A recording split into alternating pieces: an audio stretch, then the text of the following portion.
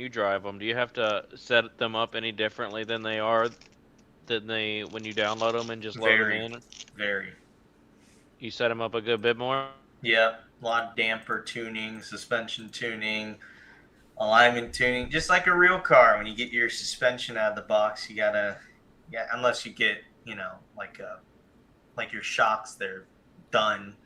But Right. you gotta tune your shocks and your springs and all that good stuff. So, Alignment, all that stuff. alignment, yeah. Dustin keeps freezing, dude. There's like 3 Dustins on my screen now. Dude, for real. Yeah, there's 3 on my screen too. All right, so I gotta figure. Hey, Dustin, can you leave and just come back, like all the way out? It's not gonna fix that. The other 2 are gonna stay. Big boy. I was hoping they would leave. What the fuck, big boy? Are we live? My bad. Yeah, we are live. No. Are we actually? Yeah, we are live. We're starting off real good. We're starting off good. My air compressor off. Oh, I heard that. My bad. Gotta relax over there. Oh man, everything was going fine until it wasn't. Oh wait, where'd Dustin go? I told him to leave and come back. I tried to. I got rid of one of him. Actually, I can get rid of his other one. Just don't worry, guys. It's only a little bit of technical difficulties. It's fine. It's fine. You want to see a screenshot of Dustin? There he is. Beautiful. Oh my gosh. All right, so let's disconnect that. I wonder if he needs me to send the link again to him. I wonder if he closed like the whole window or something. Oh no, he's special. Okay, you got to give him a break here. Low-key, something's definitely messed up on my computer too, because I've lost a significant amount. Oh, never mind. Download speed's back. Last night I was only getting like 90 down and like 20 up, but now we're back to gig down, gig up, so we're good. Never mind. You guys all need to invest in a 2010 era Dell laptop. Yeah. Works Honestly, great. you're not wrong. Let's You be know, honest. you're not wrong. I'm about to buy a couple of those. Dude, they're so good. You just Or Chromebooks. Them are Chromebooks. It's like the Honda Accord of computers. Genuinely is. Been using Dell for tuning and adjusting things for a long time. Never let me down until something bad happens and you throw it. That do it. Yeah, that would be honest. Generally, they're not built to be thrown. No. Definitely would do it.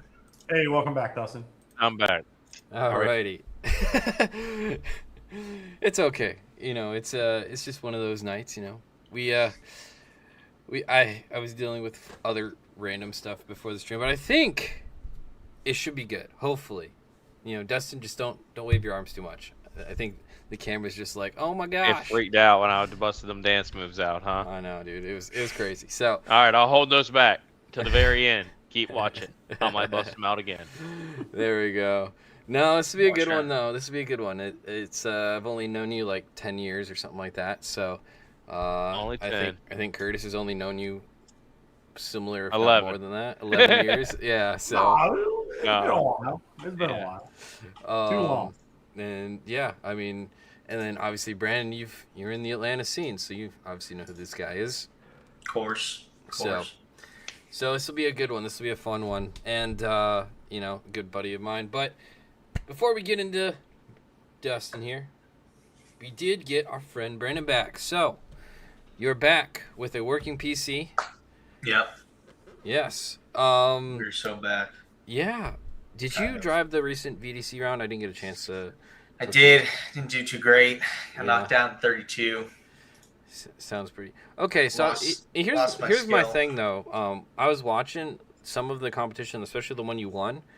The battles are so damn close. Like, yeah, I feel like it's really hard, just from an outside perspective, to continuously be at the top. Or I think, and this isn't VDC's fault, I think it's getting too gamified and too unrealistic with how the tandem is. Okay. Yes, there's the argument that it's really cool, but when we're doing I think the round I won, everyone would the track was made to be like you had to drive somewhat realistically. Like you couldn't, because like this previous round track, it was big, it was flowing.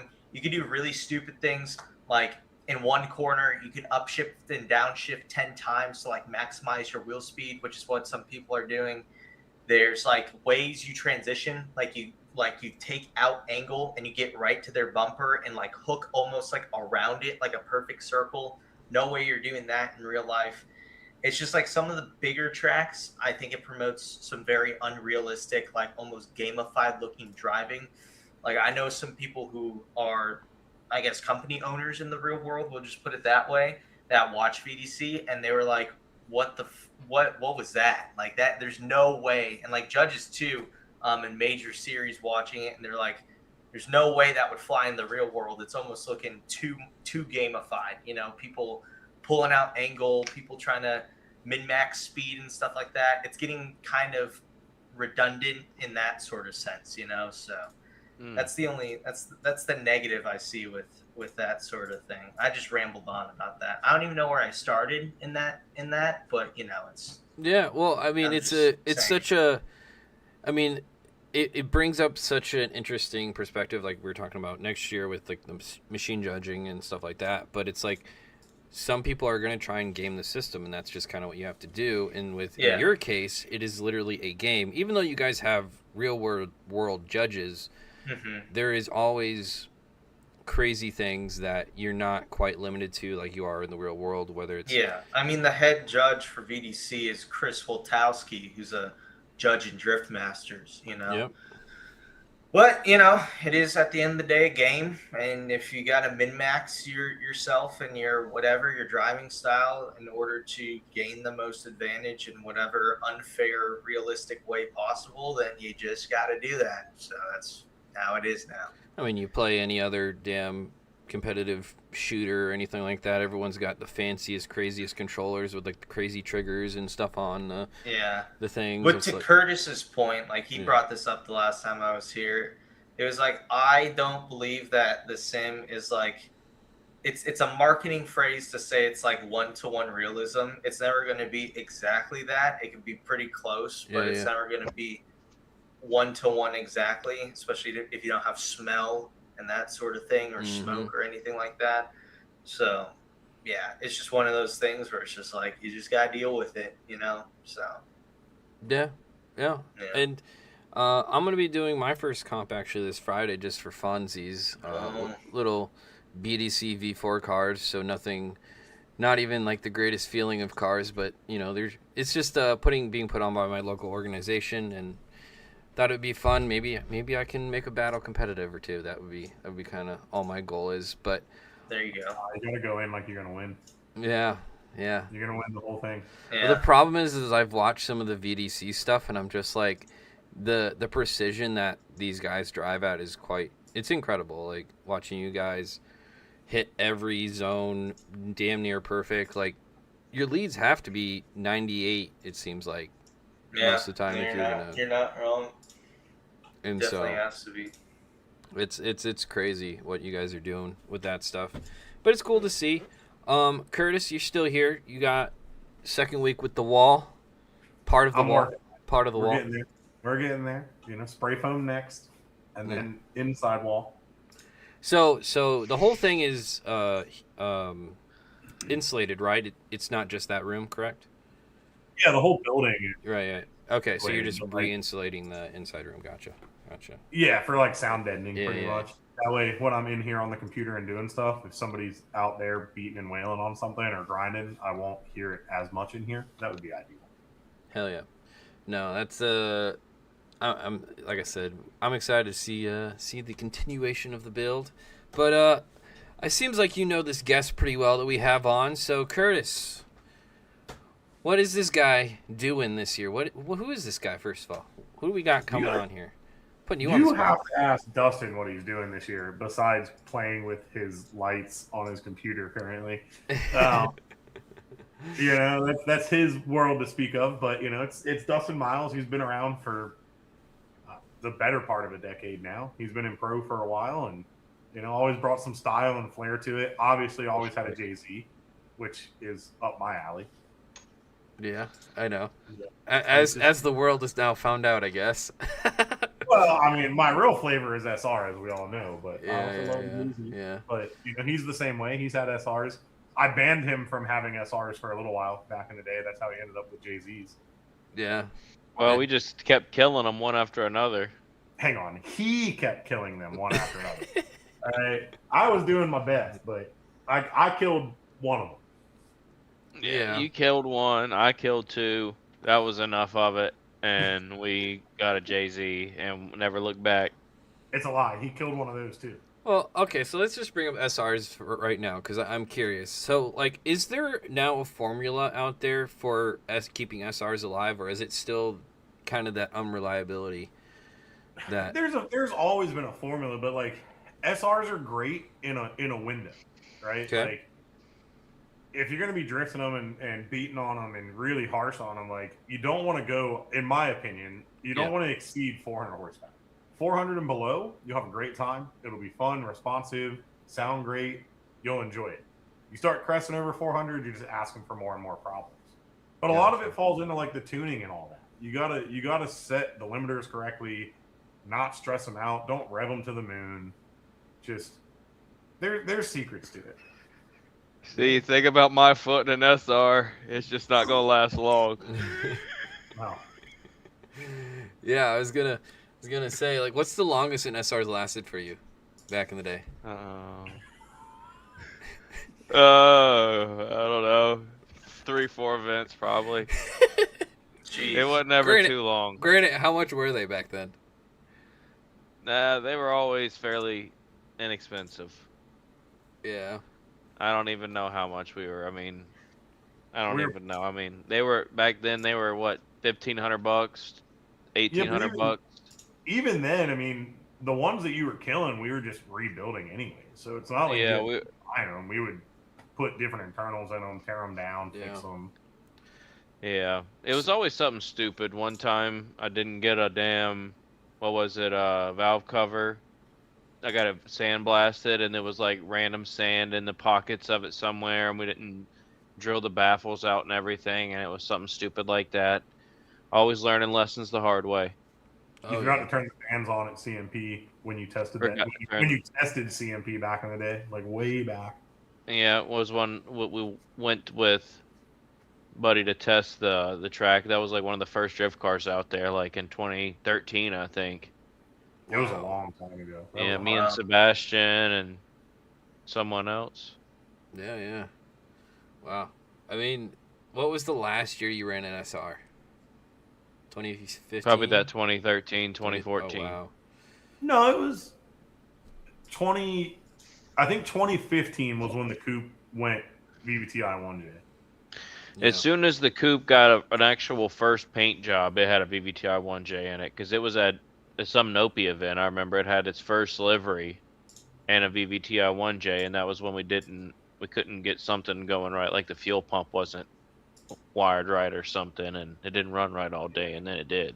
It was either 14 or 15. It's been a hot minute since. I'm telling you, he was banned. There was a list of like people that couldn't have SR20s, and he was pretty high up on it. Yeah. Me and SR20s just didn't get along. I still have one. Yeah. Still have one. It's only partially in his possession. I actually have it. He has it actually, but I have the car for it. I don't know. I just feel like But- all you Atlanta guys just kind of all conglomerate into one pocket. You know, it's you, Kurtis, Seabass, all you guys just kind of have There's a your pretty big group of us right here in Yeah. this, north side of Gwinnett area, I would say, There was a big little chunk there for a little while, and still are. Hell yeah. All right, It's a good time. so obviously you made the jump to the JZ, which has kind of been your bread and butter, but it was 1J for pretty much all of it until recently, right? Or are you still 1J? No, it was 1J up until the last, 3 years ago, Yeah. and then I went 2J. And I probably should have gone just 2J, bought them in a lot sooner, because it is just a lot more drivable and a lot easier to drive, more competitive. You just Yeah. had to be really a lot more perfect with the 1J Whereas the 2J definitely gives you a little bit more like, oh, I can do this, I can do that, and you can still work your way through it. Right. But live and learn. Now I got the 2J. It's good. I like that. Still 1J head, so it sounds good. Sounds better in my opinion. But, to each their own. Right. And Okay. yeah, I mean, it makes plenty of power. I'm gonna just make sure I have nitrous on it this year. That's my only thing that I want to for sure have because I haven't had that. And Kurtis. I saw that. he's always been like, you don't need that, but I'm like, you know what? I need it because there's dudes in competition with me that have a supercharged LS and nitrous. So why wouldn't I have it if they do? They have gobs of torque already and they have nitrous. Right. Well, okay, so there's a couple points to that. But I mean, the question really becomes: is there too much torque? And that is also a thing. If it hits too hard. And I do agree with that. I do, and that honestly, that's why always been my argument for the JZ because I always felt like you could get a little better speed off the line necessarily not having 800 foot-pounds of torque on a bank track where you can't really get any traction already off the line.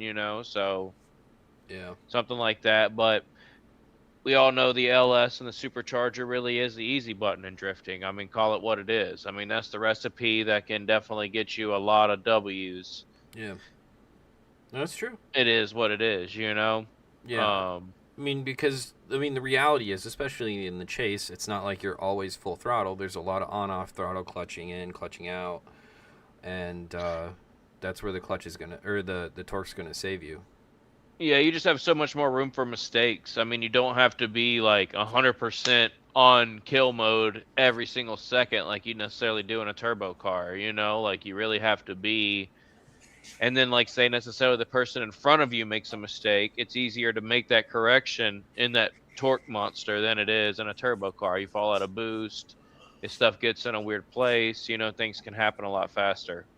Yeah, and I guess that was kind of leading into the question of like the grip that you guys run in Prospec. Like, have you had the car fall on its face before when you've been driving against people and stuff? Like, is there like a specific scenario where you've seen that happen before?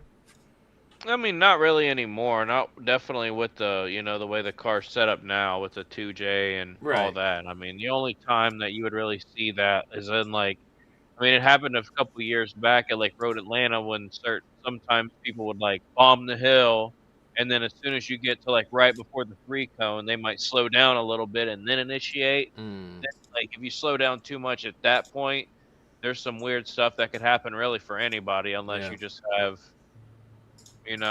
the ability to do a burnout in fourth gear, which some cars do. Gotcha. Interesting. So why?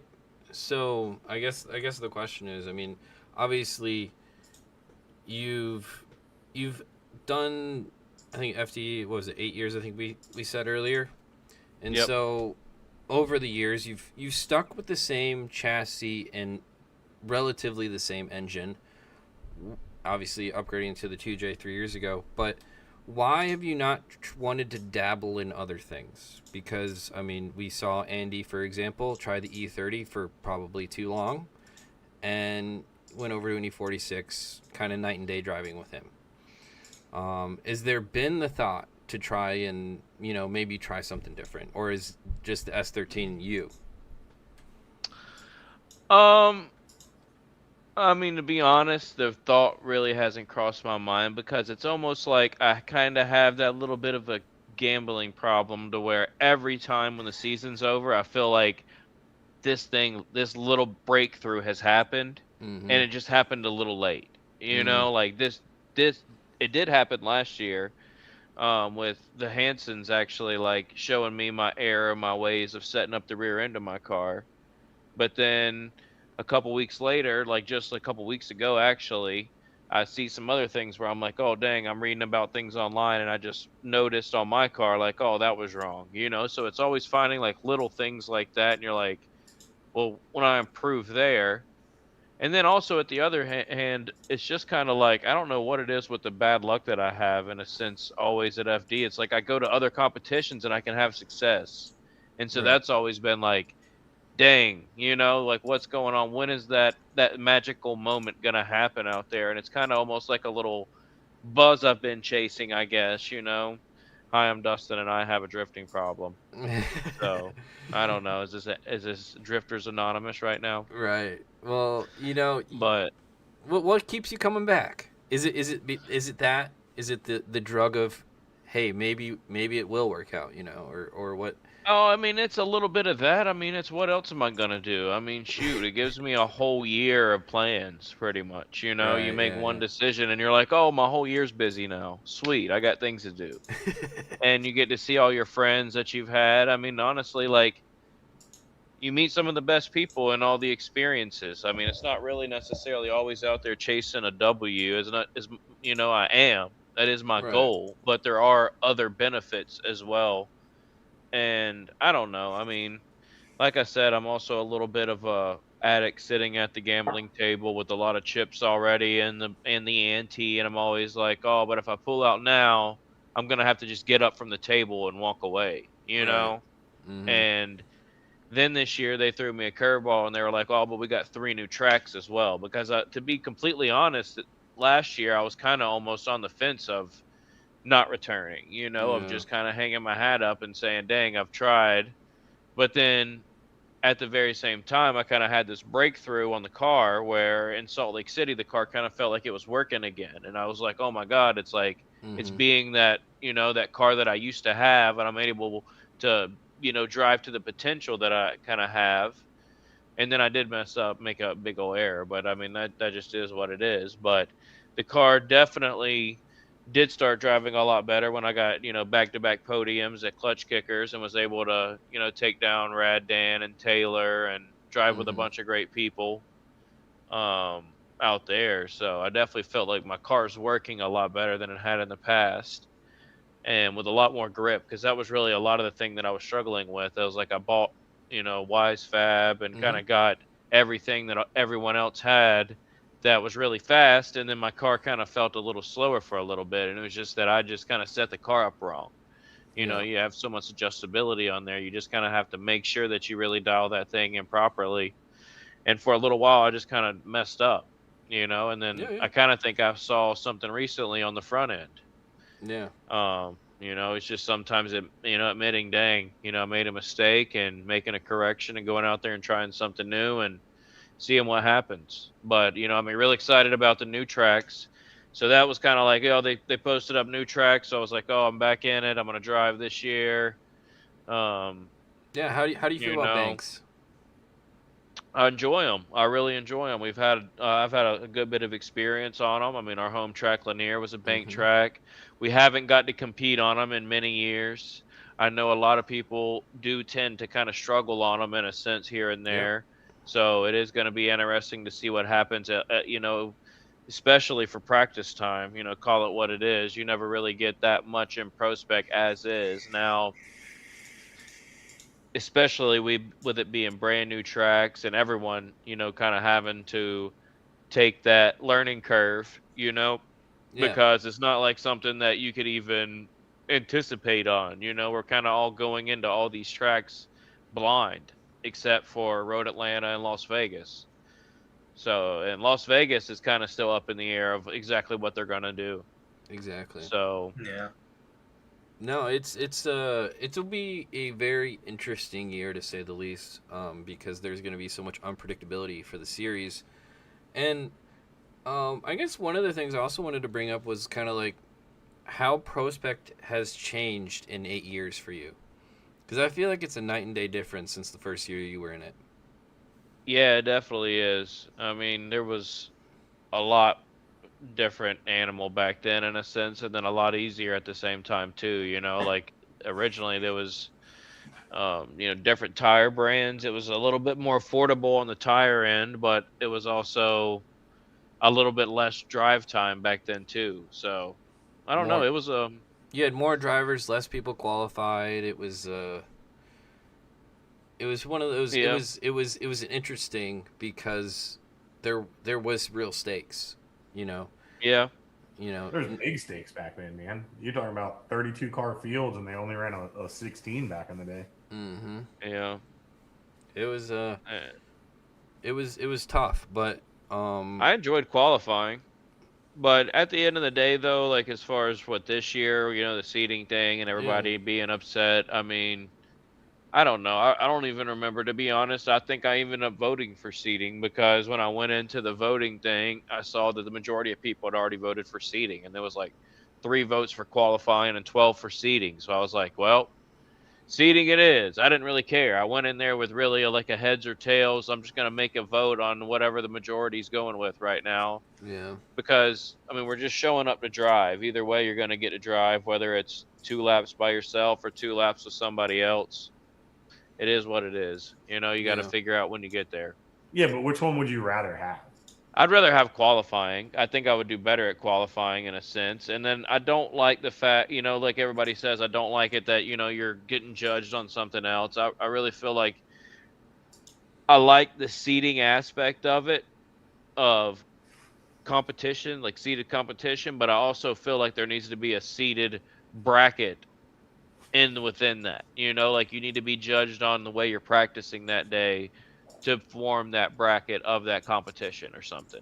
Yeah, you don't like being guaranteed They're you're going in by that the bracket last already just based off previous round results kind of isn't necessarily the most fair way to do it, is kind of what you're saying.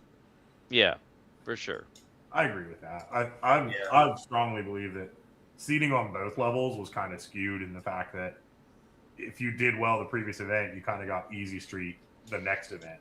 Dude, Yeah. well, James Dean was got like 2 or 3 buys in 32 Yeah. because he was like he won the previous round and then didn't even have to do anything till 16. So it's like that kind of stuff. And I mean, obviously he was a big advocate for qualifying to come back, but it's like stuff like that is definitely on the competition side really important in my opinion.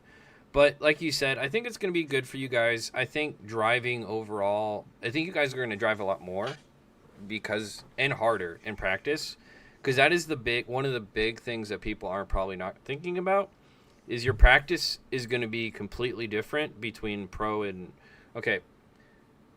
It's not necessarily true, but I'll get to the point of what I'm trying to explain here in a I second. know what you were trying to say. know I'm what But gonna say the practices are gonna be completely different the first day, because pro is gonna be focusing on qualifying, so you're not gonna see a ton of really tight tandems. I mean, they're still gonna be tight, but they're not gonna be like running people's doors over like they were the last couple of years, because they're focused on getting qualifying. With you guys are still gonna be going full tilt on basically day one, practicing and driving as hard as you guys can to make sure you have your leads and your chases down. I think what it'll do is it'll create a more equal of a balance, like a visual balance between the two in a sense. Like Yeah. pro will still be going hard enough and driving, aggressive enough in both lead and chase and focusing on their leads for qualifying. But then it would also kind of free up the Prospec guys to not be focusing only on running leads only all day long to try and, create a good qualifying lap. So I understand what you were saying completely and agree for sure. Yeah. But it just kind of helps like give a more visual of balance of aggression in a sense, I would say. Yeah. For example, I went to Mondello last year for Drift Masters, and the first practice session was actually it was pretty boring because there was really nobody was pushing. And obviously, I knew why. And then you go to practice the day before comp or day of comp, and everyone's just pushing each other's shit in. So it's like, it's a completely different mentality. I'm curious to see how much pro is going to change going into this year, just because you do not want to be the guy that goes out and tries to win practice and either ruin or crash your car right before qualifying or crash someone else's car right before qualifying. So there will always be that. And but yeah. I think we'll see that in Connecticut and Indianapolis. Oh yeah. But not so much in the other tracks that, they've ran 100 times already. Oh yeah. And with you guys, obviously you have the new tracks and stuff, and there's really not too much data on 3 of them. So what's kind of your goal looking into those tracks? I don't think you're a big sim guy, are you?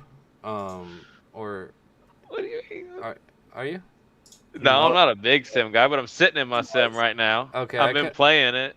Okay. A good little bit. You just never talked to me about it, so I just don't know. I don't really ever get on. Like I always end up just trying to find those little AI maps. I've been finding those little like VDC AI like at one of the Autopopolis, and I just chase that little drone person. All right. Well, sounds like someone needs to help you, get some friends, and you can start driving together. But I need friends. Thank you. Let's play. But no. What? So are you gonna try to go the sim route when the tracks come out for those venues? Oh, for sure. Practice Yeah. that Like stuff to be honest, I've been having this newest obsession, not to get sidebarred really quick, but if I play golf, then I have to get on my simulator. It's like my, like my balance. I can't. He's a real big golf guy right now. If I can't let that take too much. Like huge. Now you got to get a golf sim. I got one already. Oh my gosh! There we go. In the garage right now. But anyway, so yeah, so I've been on the sim at least like a couple hours a week. Just trying to, and then as soon as those tracks are available, as soon as we know a layout, definitely want to be practicing as much as possible. That's the goal for this year, to take everything a little more serious and to try a little harder, see if I could do a little better, and Kurtis, have you ever seen this guy serious? Oh, I have seen a side of Dustin that probably most of you have never seen ever. So yeah, I've seen him serious a couple times. Oh yeah. He's like a brother, you know what I mean? So I think we've seen about every side of each other. Yeah, definitely. He's always taken FD serious though. He's never he's never half-assed any of it. He's just had a really just bad run. Right? Like, sometimes it's just like it just hasn't worked out necessarily. Really. The weirdest things go wrong, and when they are going right, like you just make a mistake, and you know how quick it is in FD to kind of be out on a goofy mistake. And I know he knows it because every time he does it, I give him shit about it. Yeah. Most of it was just like he was on a heater. Was it last year in Jersey? Your trans was popping out of gear. Yeah, and then the one at Atlanta I was feeling really good 2 years ago, and then the motor just kind of cracked the cylinder again. Yep, so it's just a bad run of luck. But he's always put in all the effort and like shown up for the right reasons, and was always serious about winning. He just kept getting dealt that bad hand here and there. Yeah. All right. So Kurtis, if you could make one change to Dustin's car, what would it be? Oh man, I don't know. There's not really too much about it that I either didn't have a hand in or don't like about it. Okay. Like I wouldn't put nitrous on it. That's for sure. I would take the nitrous off of it. But that's probably it. Yeah. I'm just curious. Because, okay, so let's compare and contrast a little. Obviously, you've worked a bunch on Andy's car. Things quite different than... I would call it pretty much the opposite car of what Dustin's car is. But underneath, is there much difference?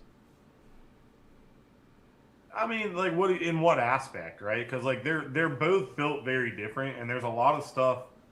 There's a lot of stuff on Dustin's car that were things that me and him built together with, like, heavy input or design for me. Yeah.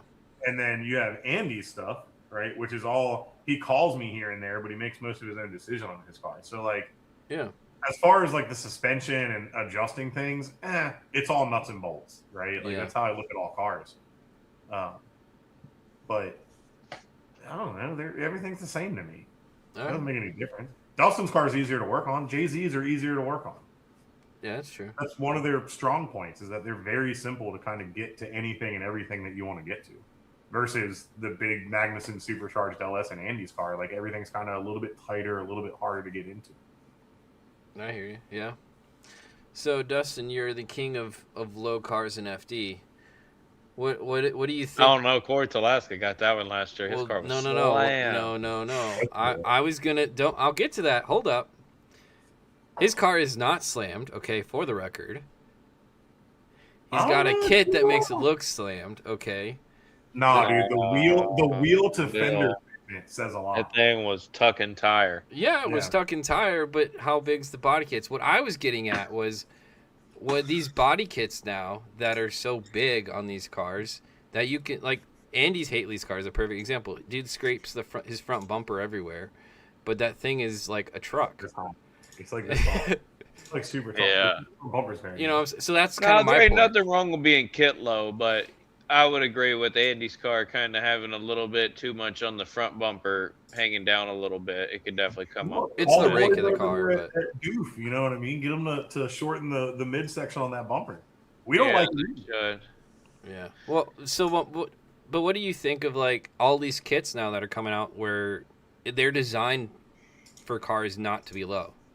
You know what I'm saying? I mean, I like them as long as you can make sure the balance is there with the wheel gap and everything else, especially, on cars like Corvettes and stuff. Like, you can really run those with a really big tire and make them look pretty good, and they'd be pretty low all at the same time. Yeah. So, I mean, there's certain cars that it works with, and then other cars, like, some of them end up looking like a gasser. So that kind of sucks. Yeah. But, is there a chassis that if you could, pick into something different that you've really liked looks wise, not just ignore engine and setup and all that stuff. Like, what's like a chassis that you think has looked really good out on the field? I like those, the cars that Kangushi drives in Japan, those IS-250s and ISFs and all those. I always like those. I have an IS-300 that's kind of been my first little build with an LS in it, so something like that. RCF, something like that. That would be really sick. Dude, that would be my like. Grills on those are sick. Yeah, that would be my like. I got no limits bar money kind of drift car. The discount tire, like IS 250 back in the day. Yeah. Right. It was like an ISF kitted IS 250. Yeah. Yeah. I wonder how hard it would be to make one of those. I mean, nowadays I feel like it's getting easier and easier because it's pretty much like you just transition them from whatever other car, kind of fits up with them. I'm pretty much like who knows, like a something's going to work. E92 or something. Yeah, E92, maybe even A90, who knows. Well, Toyota raced those cars. You can get almost anything for them. Yeah, and Cole had something on the front of his FRS BRZ that was like a Lexus inspired front bumper, if I remember correctly. Cole Richards. It seems like the GT86 is like that's the competition drift car almost. It's like GT86 or Corvettes or BMWs. Those are like, it seems like those are your choices for the most for competitiveness. Yeah. So if I was going to build like a new competitive drift car, it'd probably be one of those choices. Right. It'd probably be a BMW, honestly. I know for a fact it would have, and almost was a BMW. Yeah, it's still sitting in my backyard. Yeah, I was going to say, it's still sitting back there. But at the end of the day, like, the real reason that I haven't ever really, like, built anything else is budget, for sure. Right. Kind of having a car ready to go at the end of the season is kind of what makes the next season a little bit more affordable, a lot more affordable. Oh, yeah. So that kind of stuff is what kind of helps me be able to keep chugging along at it. And then I don't know. I just I enjoy the competition aspect. Absolutely. And friends. But there's also a lot of other competitions out there to do. But then again, you kind of go to those, you kind of want that higher level of competition, I don't want to go out there and just kind of, feel like, oh, why is the guy who's been in FD coming out into this competition and all these people getting upset, because it happens. Yeah. But you just don't want to be a big fish in a small pond, right? Like, yeah, I mean, that's pretty much it. I mean, you can go to like your little regional competitions and do well, but out at FD, it's a little bit different story. It's everybody from out there, from the regional, comps that are good. Yeah, well, I mean, what's the best competition that you've ever driven outside of FD? Because you've driven all kinds, all over the place. I mean, there's been a lot of them. I mean, there's a lot. Clutch Kickers has been a good competition, especially back in the day at Emerald Coast when that was wild and there was 60 something drivers, 80 drivers there. That was cool. I mean, even Clean Culture at Lanier was a pretty fun competition. I mean, it was 10,000, 15,000 people that felt there. It was a packed house. That was a really cool event. Back in the days at the Bro-Ams, those are really sick. Yeah. And then I haven't actually been to any of them, but I mean all that stuff LZ's doing, that's pretty cool. That's like something that can be just as big, if not right, bigger than FD in a lot of ways. A lot of ways that, I mean, I'm pretty sure those guys are out there getting free tires and getting a drive and doing all this other cool stuff. So that's pretty awesome. No, that's true. I still remember the event we went to in Texas. That one was really sick. The JZX90 one when they were giving out the JZX90. Yeah, that was a cool one. That was a fun one. I think it was Harrison won that one, I think. I'm pretty sure, yeah. Yeah. And then even those Link ECU 50K things, Riverside that happened, those were pretty cool. Those are some spicy ones as well. It would be cool to see some more stuff like that happening to get Yeah, similar. I mean, it happens all the time in drag racing. We just got to figure out the recipe to make those kind of events work. Right. Well, so hard. I'm curious. I mean, you obviously don't have all the answers, but obviously we have some experience here. What has caused that issue? Because it is an issue in drifting. You'll see a competition series pop up, and then it'll do it a couple years, and then it'll die off. You've seen it happen with the original version of Clutch Kickers. You saw it happen with the Link ECU series. You saw it happen with a bunch of stuff. MDU, a bunch of different competition series. They'll come and go. So, what keeps the series around? Like what in your guys' eyes? I mean, I would honestly say you'd have to. I mean, the traveling series is the hardest part, because then you're trying to have a full-time marketing team in different locations and doing all this. I feel like the only real way that it can be successful would be in a dedicated area that just has enough people around it that you could draw a consistent crowd, because the spectators are what's going to keep the doors open. It's not going to be the drivers ever. Yeah. I mean, you can only ever have so many drivers and impress so many people that way. If you're not having 8 to 10,000 spectators coming through the door, you're not really going to generate the revenue or attract the kind of sponsors that you really need to keep the lights on either. So I mean, I really feel like, my opinion, it's a lot of the times people focusing too much on social media and not as much tapping into traditional media ever, like no one ever does a radio ad or anything like that, and they really should. I feel like, because that's where you could get more actual spectator ticket sales and all that kind of stuff. But I don't know. I mean, I've never really dabbled too much into that side of it. That's just kind of like my 2 cents looking in, because I mean, you think about like back in the day, me growing up, Nopi originally, like how did you hear about Nopi in the early 2000s? It was some radio ad. Nopi, Friday, like that kind of stuff. And then even now that I actually have a vehicle with a radio in it, I hear some of those ads, like for, Monster Truck Jam, or, even something going on at Winder Barrow Speedway, and I'm like, well, dang, and that's how Winder Barrow Speedway is still staying open right now and filling up their stands and having their payout races every week or something, like even, not to take it back to golf, but going back to the golf course and kind of even seeing that, you're like, dang, this golf course right here is making a bunch of money.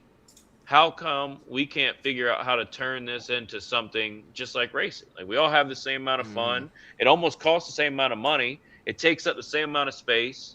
One's a little bit quieter than the other. Yeah. But yeah, it's like Interesting. you just have to figure out that recipe for it, and it's hard. I don't think you're wrong on a lot of those points, but I think it's more of a mixed bag than that, right? Like, having been on the side of running a series and all that, like, I agree, like, marketing locally will go a long way, but I also think you still have to have your social media marketing in place, and that in and of itself takes a massive toll and time sink, and you really need a dedicated person for that. The world's changed a good bit since the Nopi that me and you went to as kids and all that kind of stuff. Like, back then, hell, we didn't have cell phones in our. I mean, we might have had a cell phone in our pocket, but it was a Nokia brick.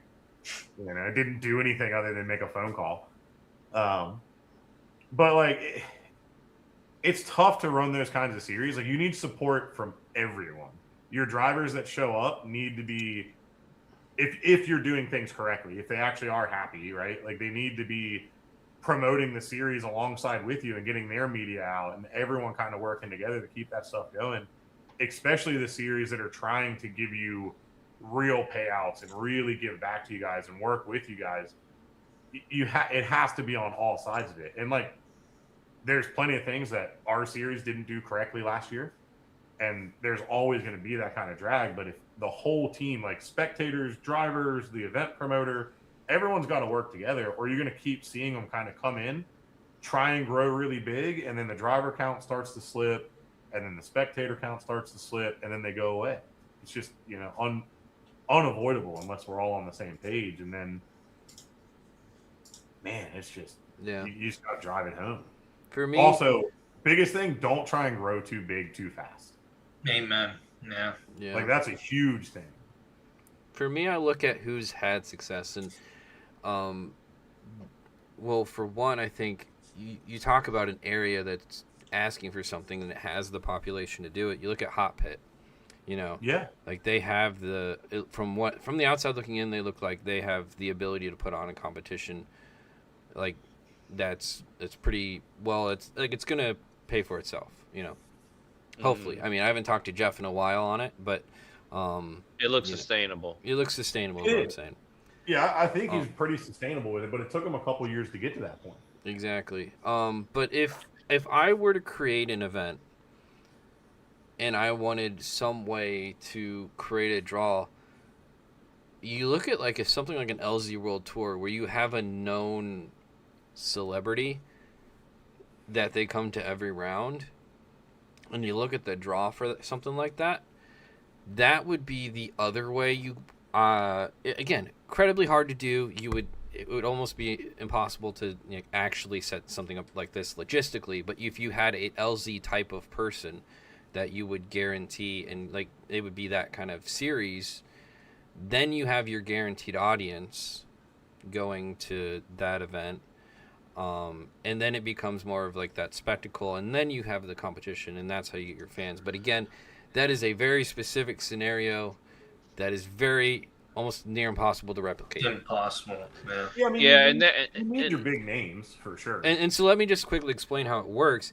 Adam doesn't run the events. Adam gets paid to go to these events. Drift Games actually is the one that puts on the events, and then they pay Adam to come to the events. So like that's kind of how that all works, and they get all of that crowd because Adam is like the big draw for those events. Obviously, they have all the other YouTube guys coming as well. It's a huge draw for that side of it, but you're getting those high numbers. There's got to be more to that than just that. I mean, it's his branded thing, No, but in my opinion, but like that's what they pay for. That's what they pay for is his name. And so Adam obviously does merch at the event and stuff like that. He makes money hand over fist in so many different ways. But unless it's overseas, he doesn't make any money overseas. There's a fun story about that. But in terms of actually like creating an event that's sustainable, like that is a thing. The problem with something like that is Adam's schedule is absolutely insane, and so getting him to say yes to even a couple events a year it's hard, and like that's where that I think they're doing 3 this year, and like that's probably all that he could do, honestly, with his crazy schedule. And Jacob Getton's in the chat too, and he has a couple points on some of this stuff, so I'll read a couple of them. Erie, he said Lake Erie does radio ads, and I can confirm this does not convert.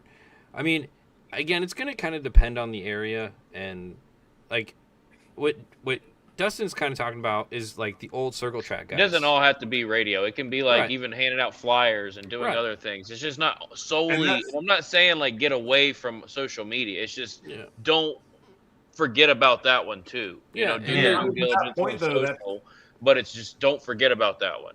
That's what Jeff Jones does that with Hot Pit. I can't tell you how many Instagram stories I've seen where he's at car meets or his local car show. He's got 2 or 3 guys with him, feet on the ground, passing out flyers, getting the word out. And the nice thing about going to a car show is it's a targeted community. Like you're targeting your audience that you want to come. So I mean, that's ideally the challenge is getting the free time to go do that. I think ideally you do that as an organization. Like for Atlanta, for example, if FD went to like Caffeine and Octane the weekend, which is the weekend before Atlanta, and they had their like whatever booth there, like their merch trailer or something, I think that could bring more people to Atlanta. Something like that. There's already a ton of people that go to Atlanta, so that's kind of sorted. But you get the example. Bad example, but you get what I'm saying. Yeah. And so like I'll tell you as an example, the Link 50K was really hard to put on, partly because of the location. It was in the middle of freaking nowhere with no people. Like there was a tiny town. Like there's just no way to get the spectators to come to something like that. You had to build the hype of the event. That's where even if you have hype though, it's got to be you have to have a base. You got to have a pool of people that can be there. You got to be near a big city. Exactly, and that is why I think FD's move from Utah to Vegas is a huge win for them. As an example, I'm gonna miss the track, but the actual venue I think will be much more heavily spectated because it's over in Vegas and not in Utah.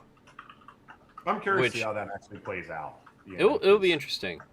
All right, so what about the scene in Vegas? But I don't know how many people are like flying to Vegas to watch drifting over flying to Vegas to do all of the other things that you do in Vegas.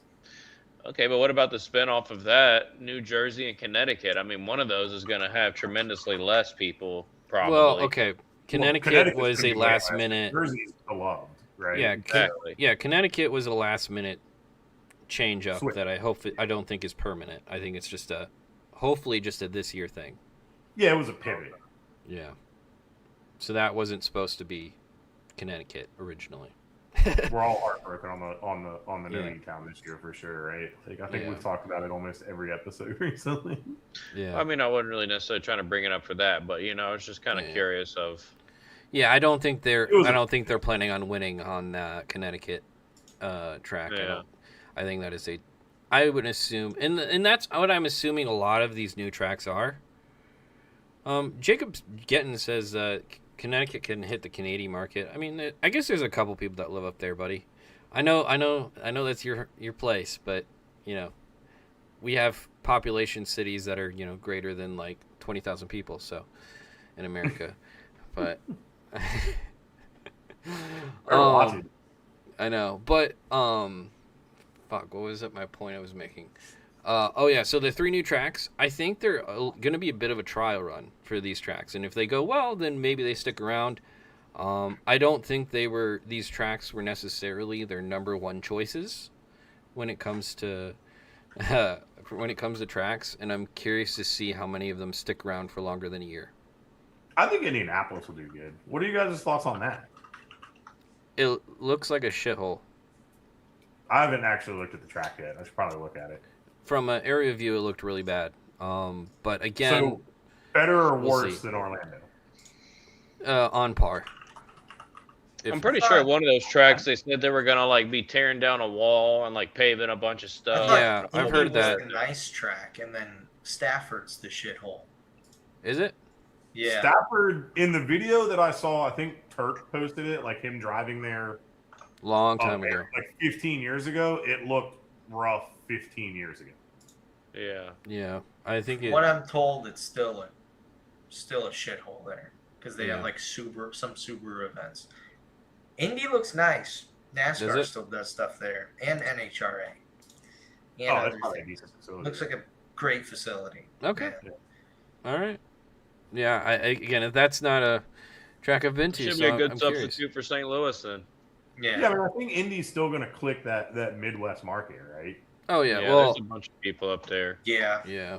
A lot of cornfields still. It's all one big cornfield, So. Yeah.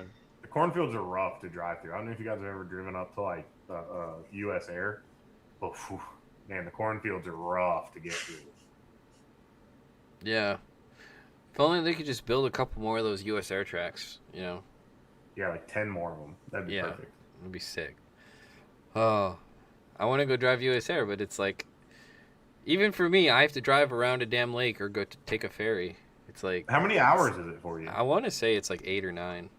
Holy, it's like 8 or 9 from us. How is it 8 or 9 for you? It's 14 from us. Look, 8, 9, 14. Once you get over 5, it's all the same. It might be more, but because we have to drive all the way down to Chicago and all the way back up. Oh, that's terrible. Yeah, it's How long is the ferry ride? I think it's like 2 or 3 hours. Is it expensive with a trailer? I don't know. I have no idea. I've never done it.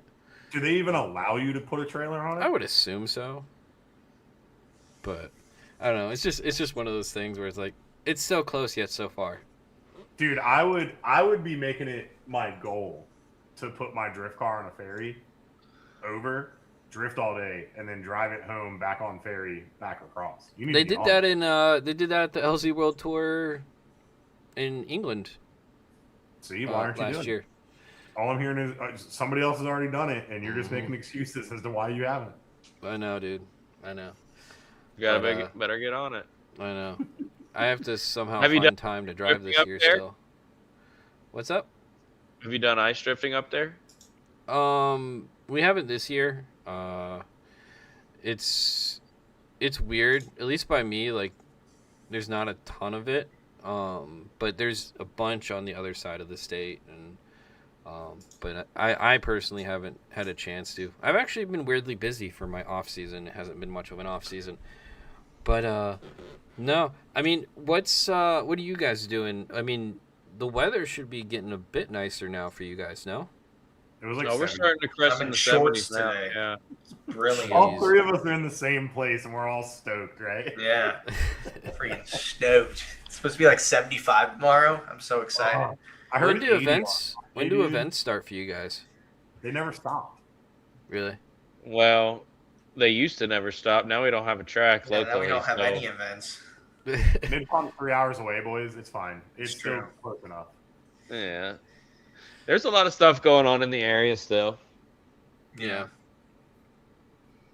Is there any new stuff that has been in the area, like new tracks that have been built or anything?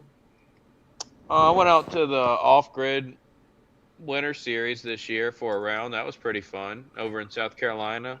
Yeah. Adam Rozak and Nate Roberts, I believe, they built their own little track out there. That was pretty fun. Okay. I had some fun out there. Nice. And, so I guess there's a round of CMD there next year too. And then CMD has a little traveling series going on the East Coast, doing Dominion and a couple other pretty cool tracks. And then probably try and hit a couple of those rounds here and there, hit some clutch kickers here and there. Oh yeah. Do maybe some grid lives. Who knows? Yeah. The real question is, are you going to full out run the car in Atlanta this year?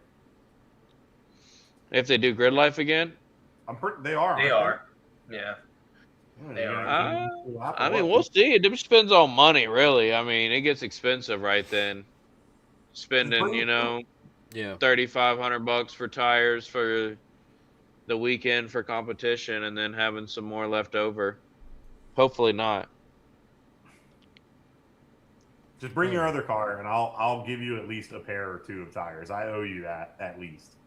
Oh, I got a couple of those left over still, so Yeah, I definitely want to. I don't know. It's just about hopefully like being prepared and everything with the car being good to go, and just basically having doing some body work and a paint job, put a livery on, and put the car in the trailer. I think we should be good to go to be prepared and have a little money saved up this year, be able to do it.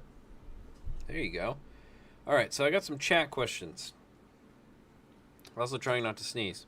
Bless you. Malik, good to see you, buddy. Dustin, are there any drivers you look up to?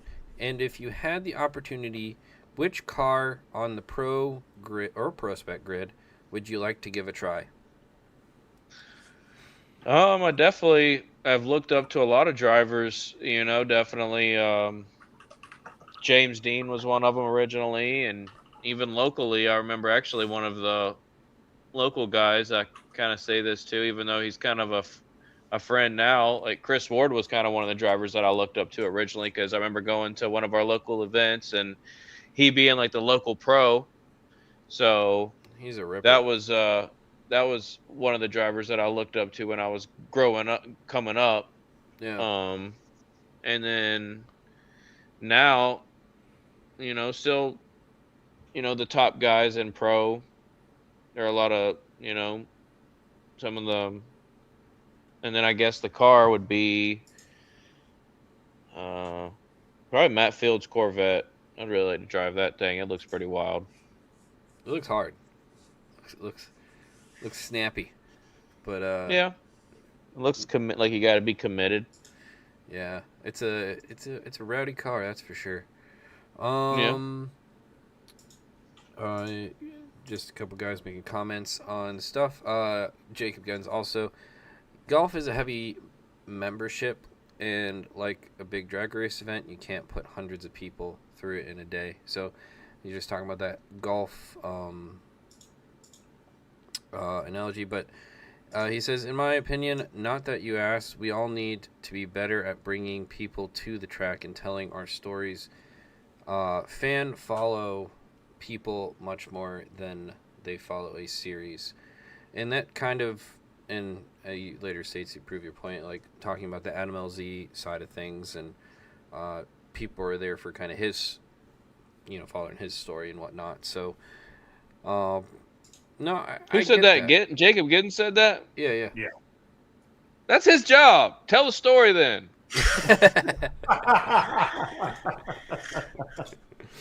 I get it. Yeah, and it's true. It is part of his job too. You're not wrong. I've been waiting for that moment. He went right into it. That's so good. Man. Yeah. No, I hear that for sure. But I mean, do even agree just with him, though. Yeah. No, I 100% agree, and I feel like that's definitely something that I've always said that I thought FD could do a little bit better job on, is telling the stories of the drivers. Yeah, I think there was an announcement. I have to pull it up. They might have actually. I'm gonna quick check. So you two talk about something, because I have something that might be relevant to this. Actually, who? There's 3 of us here. Oh yeah, you guys figure out something to talk about. Let me. All right, Dustin, I'm gonna ask you that question. You ready? Yeah. Obscure drift car. Money's no object. Doesn't need to be competitive. What are you building?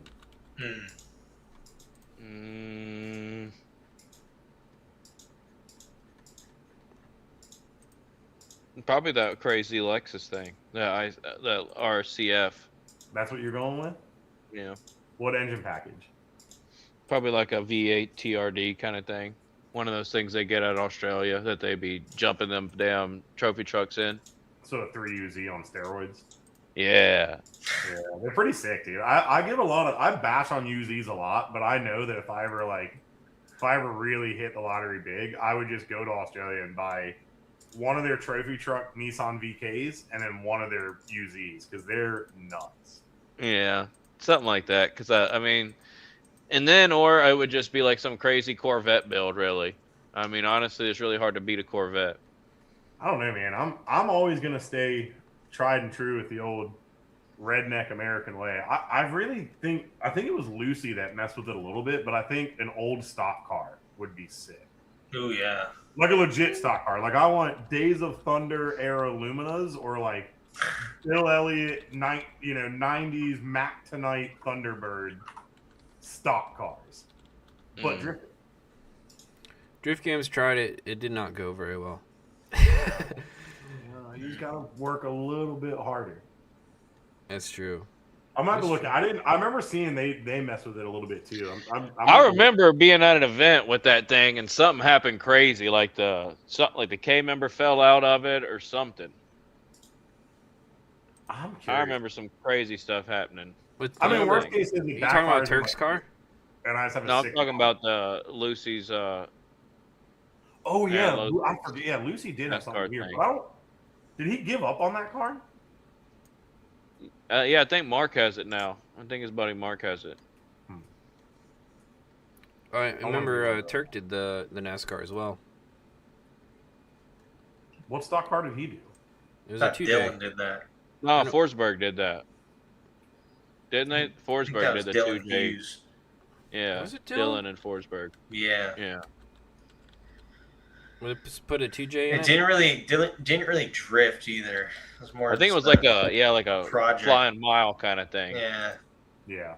like a project / show car thing. I don't care if it drifts great. I just want it to drift and pretend like I'm Cole Trickle. That's all I'm after. Oh man, yeah. All right. Well, I'm not finding what I'm seeing. I thought I saw something that FD has a new like media in-house media. No, program. I know what you're talking about. I saw that too. They Rec posted about it. Oh, it was Rect that posted that? Yeah. Okay. It's like, and it's something they did before, but they're bringing it back with like a whole new team or something. Yeah, because I'm curious to see if they're gonna try and do something.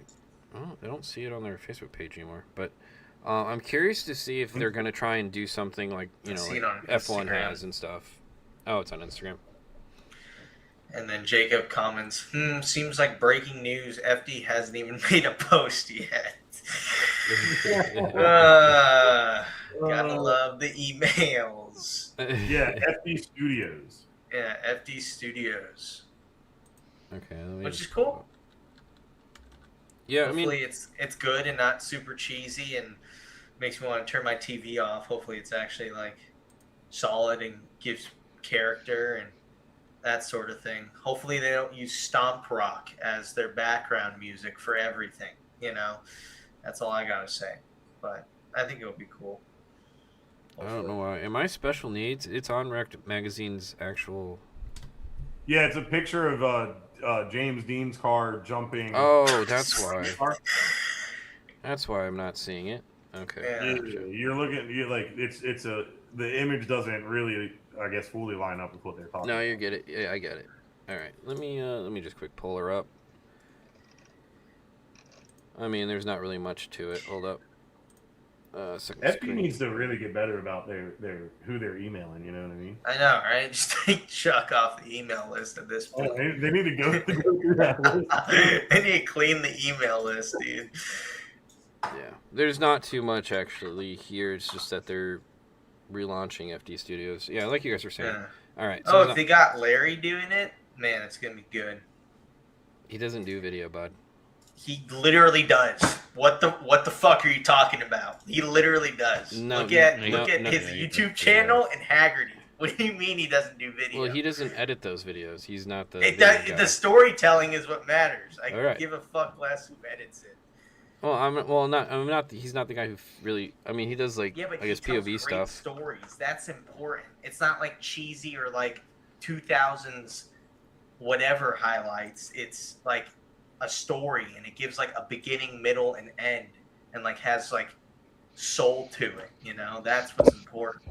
No, Brandon really wants Larry. I think we should just. I'm all just have, saying. We got a Larry just Chin saying, fan Larry. over here, and I'm with you, brother. Larry Chen guy. I like, he makes good. I'm a Larry YouTube Chin videos. guy too. I like Larry Chin. No, I love Larry. I'm just saying Good he's guy. a photographer. He's not a videographer. Okay, there's a He- difference.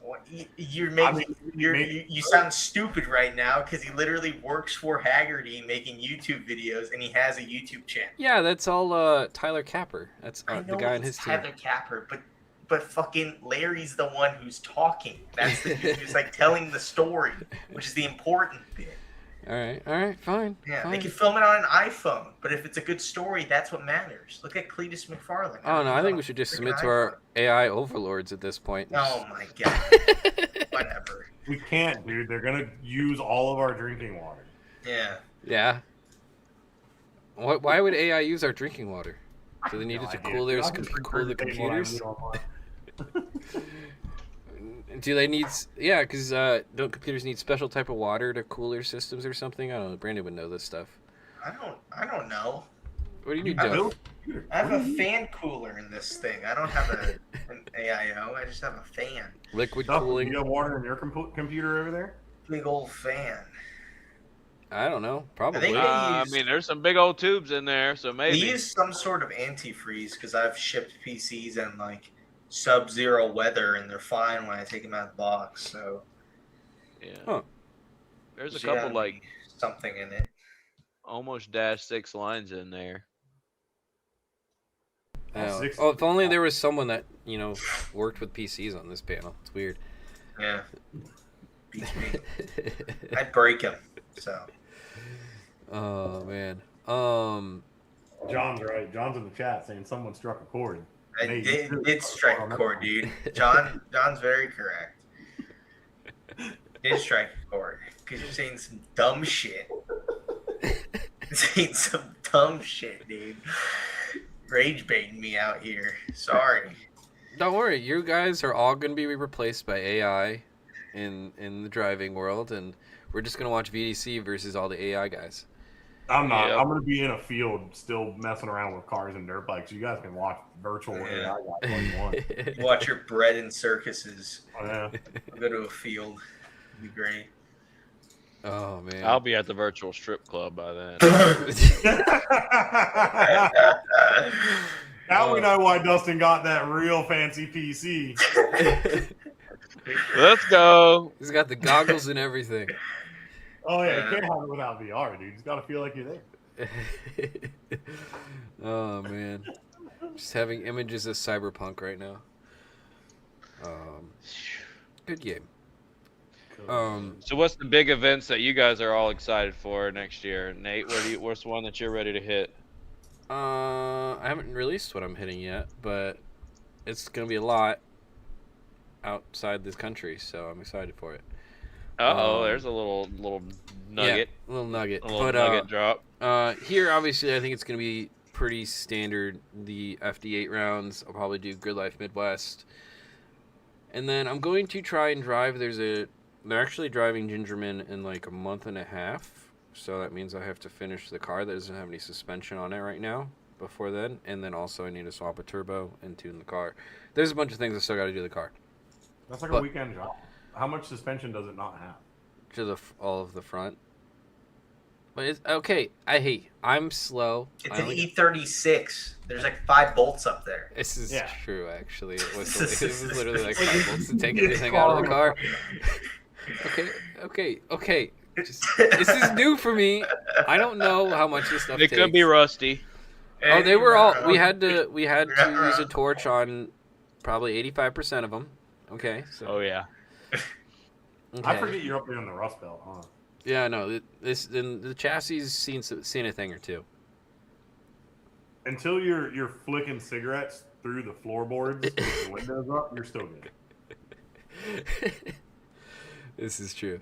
But so they there was an event that popped up at Gingerman in March, which could be something fun to go try and do, and whatnot. And then there's a couple events throughout the year that we'll also be trying to do locally. I would love to go down to a Drift Indy event one of these days. Go back to the old stomping grounds. That would be fun. Good old kill car. It's actually not called that anymore. When was the last time you were down there? What is it? It's not called that no more. What is it? I don't even know what the name of the track is anymore. Is it Xenia? No, that's not. Track, That's right? the city. Xenia. No, it's something else. Yeah, some new owners bought it. Then they changed the name. It'll always be kill care. Yeah, but I mean, it's not like it's a hard track. It's just got a lot of memories there, including Dustin almost killing me. Almost killed Nate. You fell. Okay, so I learned this about you, Dustin. After this is like, I learned this like last year. I didn't know that you couldn't do donuts.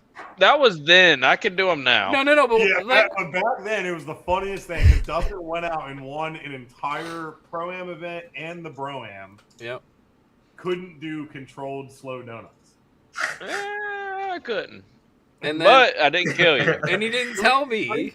He's like, nah, we shouldn't do this. And like, You didn't die. Hey, you didn't tell me you couldn't skate backwards on rollerblades either. So hey, who's lying now? Yeah, I didn't fall down. It was a storm drain that I didn't know about. I can skate backwards. I just can't skate over a storm drain I didn't know about. I Sounds like still a will skill never issue. forget beating Nate the first time, and he was on some Fruit Boots, and I was like, "What? This is the media guy? What's going on here?" Dude, I had so much fun, and then I had a bunch of organizations make rules about me. Like, there's literally a rule in FD that media guys can't wear rollerblades and stuff because of me. I feel like in high school, Nate definitely worked as like a Sonic waitress. Dude, Matrix. Yeah. Waitress, bringing the drinks out on the tray, his little skates on. Dude, that'd be so much fun. Oh, it'd be fun until you drop things and you're just like, now you look like an idiot. Now, shout out to those guys, girls, whoever did that. I don't know. I never see that anymore. I can't imagine there's too many out there. I think it's pretty much gone now. That's carbon dating, I guess. Yeah, it's probably liability, honestly. Yeah, it probably is. Well, we've seen how easy people can fall on roller skates, so. Yeah. Mr. Misfit LBM. Dustin, if you could drift in any series overseas in a different country, which would it be? Probably Drift Masters for sure. They do a lot of cool shit. I was always figuring like, dang, we have this Atlanta Braves stadium that closed down right in downtown Atlanta. We should figure out how to make that happen. That'd be sick. Dude, in a baseball stadium would be perfect. Yep. It's not Basically closed. what it is. It's a football stadium now. Is it? It's a Georgia State or whatever. Yeah, for Georgia State. But You're not good at football. Let's turn it into a drift track. Make it I don't need that all year long. We just need it Exactly. for 1 month. Exactly. They ain't doing nothing in the summer. We're in the South. You're gonna try and convince them that college football isn't more important than drifting. It's a That dome, area and it's in the South. That You area couldn't- sucks though for parking for anything logistic. It fucking sucks. You So, mean Atlanta in general? So Yeah, pretty Yeah. much. Yeah. I mean, the Benz is okay, but like Turner Field, not a block, but it's like a mile away from Turner Field. that would be sick, though, right? Like, what? Imagine if we could get something like that to happen, but Atlanta's tough to deal with. Yeah. Yeah. Yeah, Atlanta is tough to do. And I don't even think they make money off the event still with all those people, from what I've heard. Wow. I mean, props to them though for doing it. Like, that's such a sick thing that It's like Yeah, it's for the literally love of like the a game. for love of the game kind of thing. You know, it's That's always sick to do. it's pretty like, cool. What a good reason to do That's this. cool. Mr. They're making money. I don't care. Yeah, Mr. Misfit LBM again says, why doesn't FD build a giant track where they can run tons of different layouts for a competition? Money. I'm gonna go with about 50 different reasons, but yeah, the main one is going to be money. And Oh, where? big That's cost. also good. I mean, where you got to beat out Amazon trying to build warehouses, data centers trying to go up, and then 80 million subdivisions. Yeah. Irwindale comes back and FD bought it. Well, it's already gone. We all wish. I mean, and here's the challenge, right? So this goes into the conversation we were talking about earlier, where you need to have these events by populated centers or like population centers. Yeah. But the problem is the land at the population centers is extremely expensive to build a is. track, and then you have to deal with sound ordinances, people building next to the track. There's so many caveats when it comes to owning a racetrack versus literally any other business in the world that it's almost either you're damned if you do and you're damned if you don't. Either you go build a track in the middle of nowhere and then you have no issues, but you also have no drivers, or you go build a track near a population center and then you got to deal with all the bullshit that comes with that. So Yeah. Well, even tracks in the middle of nowhere still deal with the same problems that tracks in populated areas deal with. Like Mid-Pond's way on the outskirts of Birmingham out there in Alabama, and over the years, the owner of that track has also had to go toe-to-toe with city officials and neighbors and everything else with it. So racetracks are tough to run. They're even tougher to build. You got to, that is something that just recently happened in Atlanta, and I don't know if it'll benefit drifting in any way, but the Atlanta Dragway is coming back. Yeah, very true. Coming back. Like the city, I never would have guessed it, but the city actually voted in favor of allowing the racetrack to come back. really, Yeah. Yeah, that's been big news over the past couple That was like weeks. a week ago, yeah. Yeah. of all the things Atlanta, that would be the least thing I would have expected from them. But hey, Yeah, We'll take the good news. surprising for all of us. And we did do drift events there a very, very, very long time ago. So maybe if we're lucky, maybe we'll have something going on there. hell yeah. All right, Jay, IJS. It's been nice. Been streeting the 13 almost every other day. It's good to see you, buddy. Jay, I don't know what you're talking about though. Apologize. He's talking about the weather. What's up, Jay? Oh, I'm SGA. One of these days, Underworld Media. Who knows that? dude. I need to hire him actually to go film some stuff for me.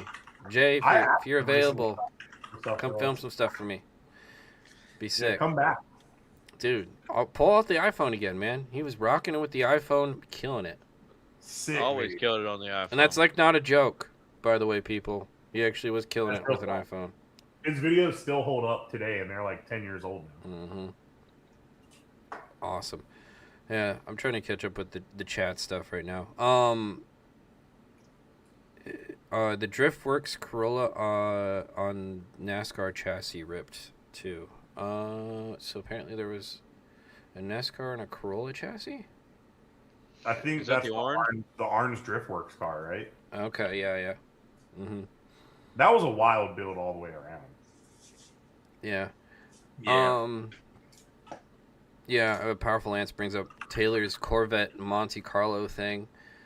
Now it doesn't count. It's Corvette. Yeah, it's a Corvette. I don't know. Something just looks off to me with the car. I don't know what it is.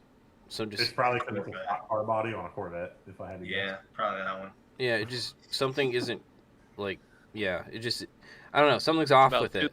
Too long. It's proportionately strange for sure. Yeah. Obviously I've looked at it a lot. It's a nifty car. Nothing against Taylor. Oh, and the thing rips. Like it's a Corvette, but the car rips. The way it all kind of fits together looks kind of strange, but also stock cars from that generation looked kind of strange. Yeah. I agree.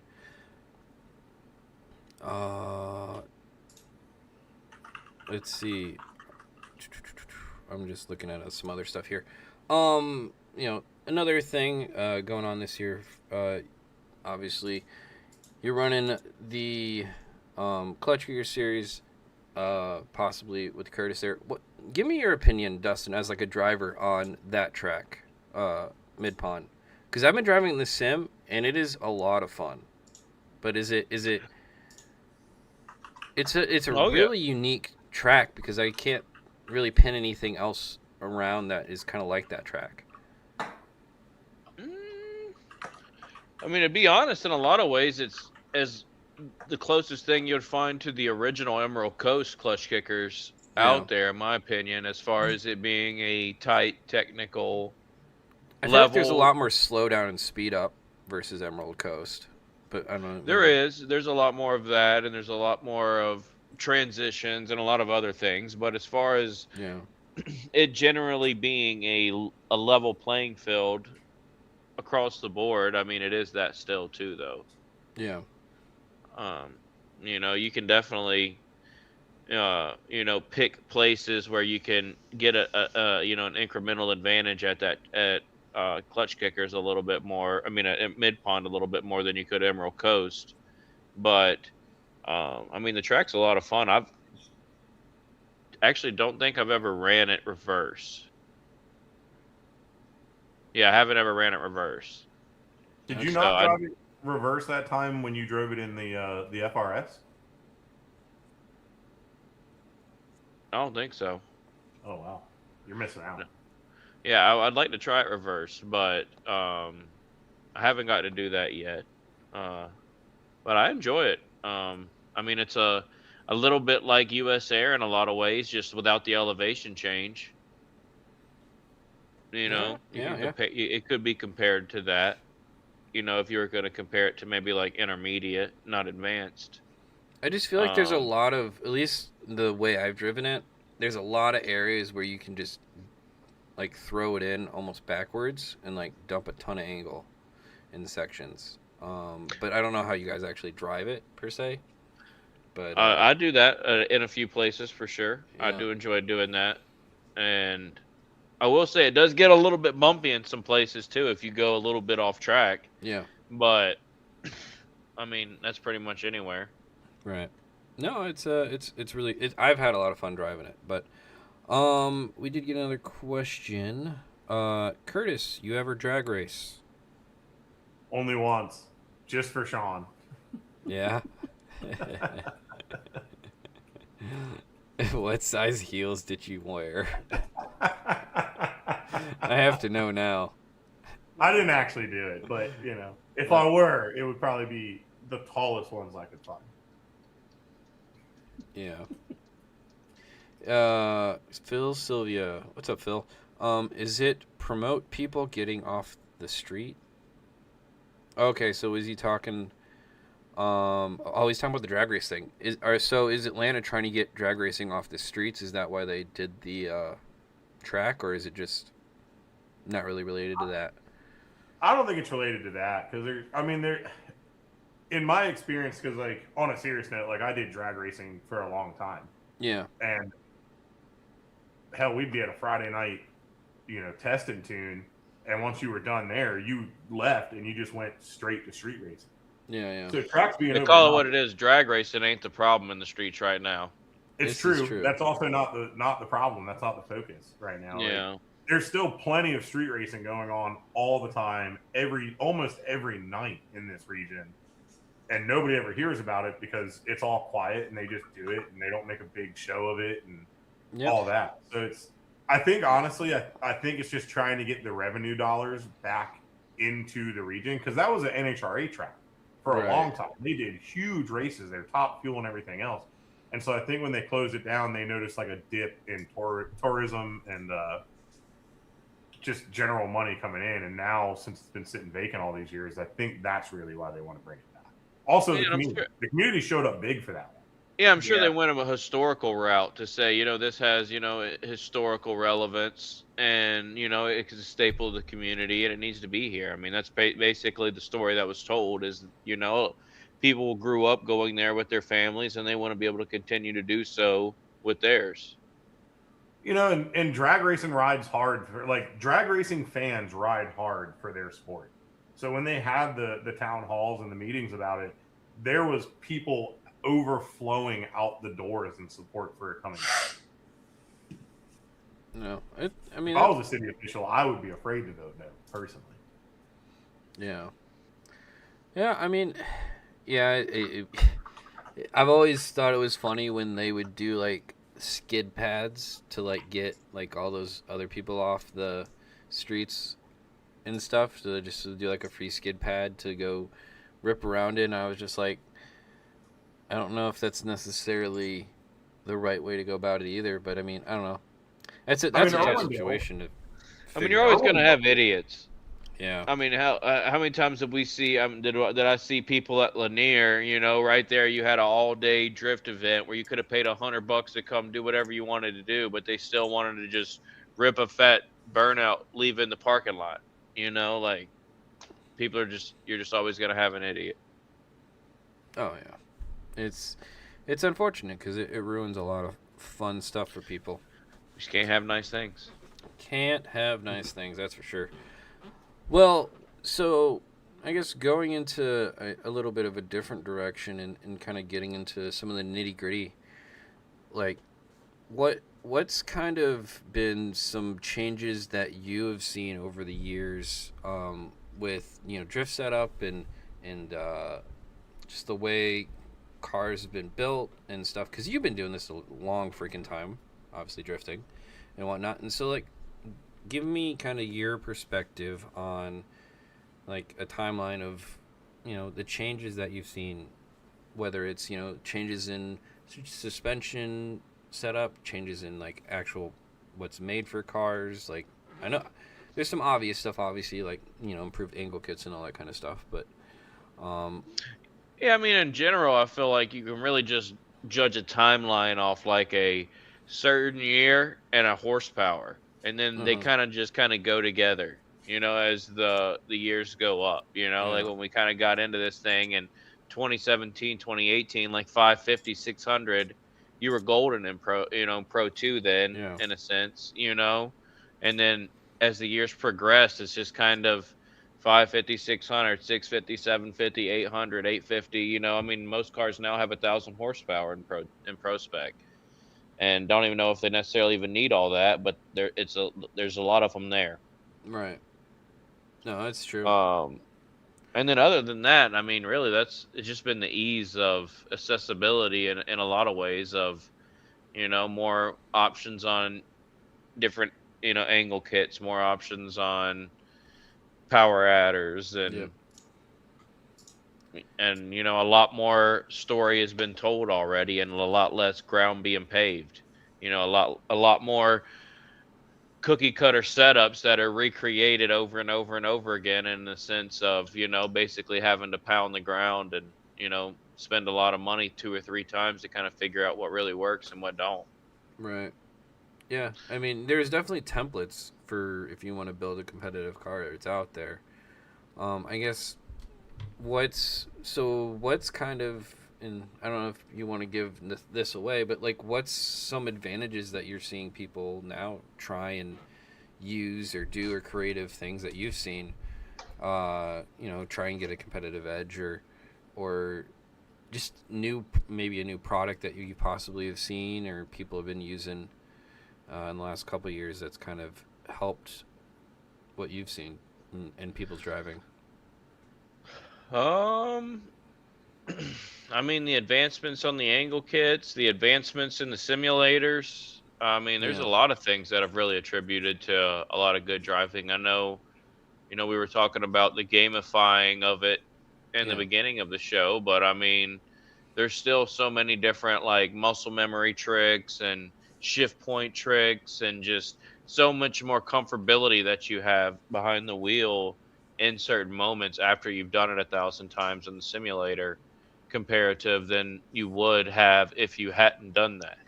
So I mean, those kind of things, and then just the fact that, I mean, making it accessible to people to be able to do it as a full-time job, in a sense, and it be affordable by being on the simulator 24/7. I mean, I really feel like that's been the biggest improvement all the way throughout, the driver skill as far as a whole, in my opinion. Just, the more people that are getting behind the wheel of these things, and to at least be able to help establish that muscle memory that you get in that benefit there, not so much of, oh, it just, you're just going to become a better driver because you can do it, but just being able to feel more comfortable doing those certain movements than you would be if you hadn't done them. Yeah.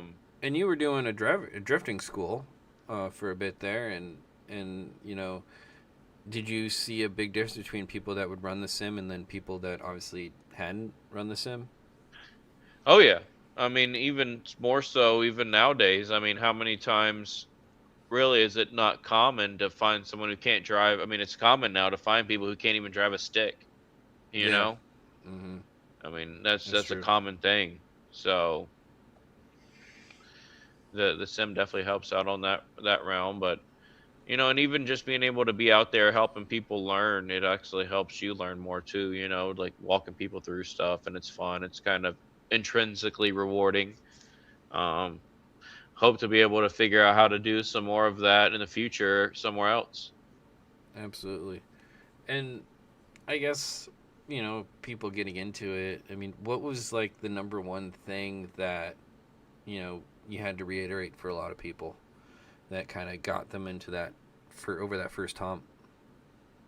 I mean, basically, it's just finding that balance. You know, there's always that person that's kind of trying to wait on the car to react before they are waiting on the car to tell them what to do before they're reacting. I mean, and that's really the hardest thing for someone to get their head around, you know, is that all of a sudden you kick your clutch and your car's stepping out and your wheels rotating, but you've waited so long. So now the car is going to spin out, you know, but if you'd have been in front of it, had your timing right, you know, that's how you create the sustainable drift. You know, it's basically just getting people's head wrapped around that. Yeah. No, it's always a. I mean, it's sometimes it's different for different people, but yeah, I mean, the biggest thing is it goes against your brain if you don't know what drifting is, especially to do that. You know, like that's just not counter steering is. It just doesn't come naturally to people that haven't done it before. But oh yeah. Awesome. We got Import Alliance in here.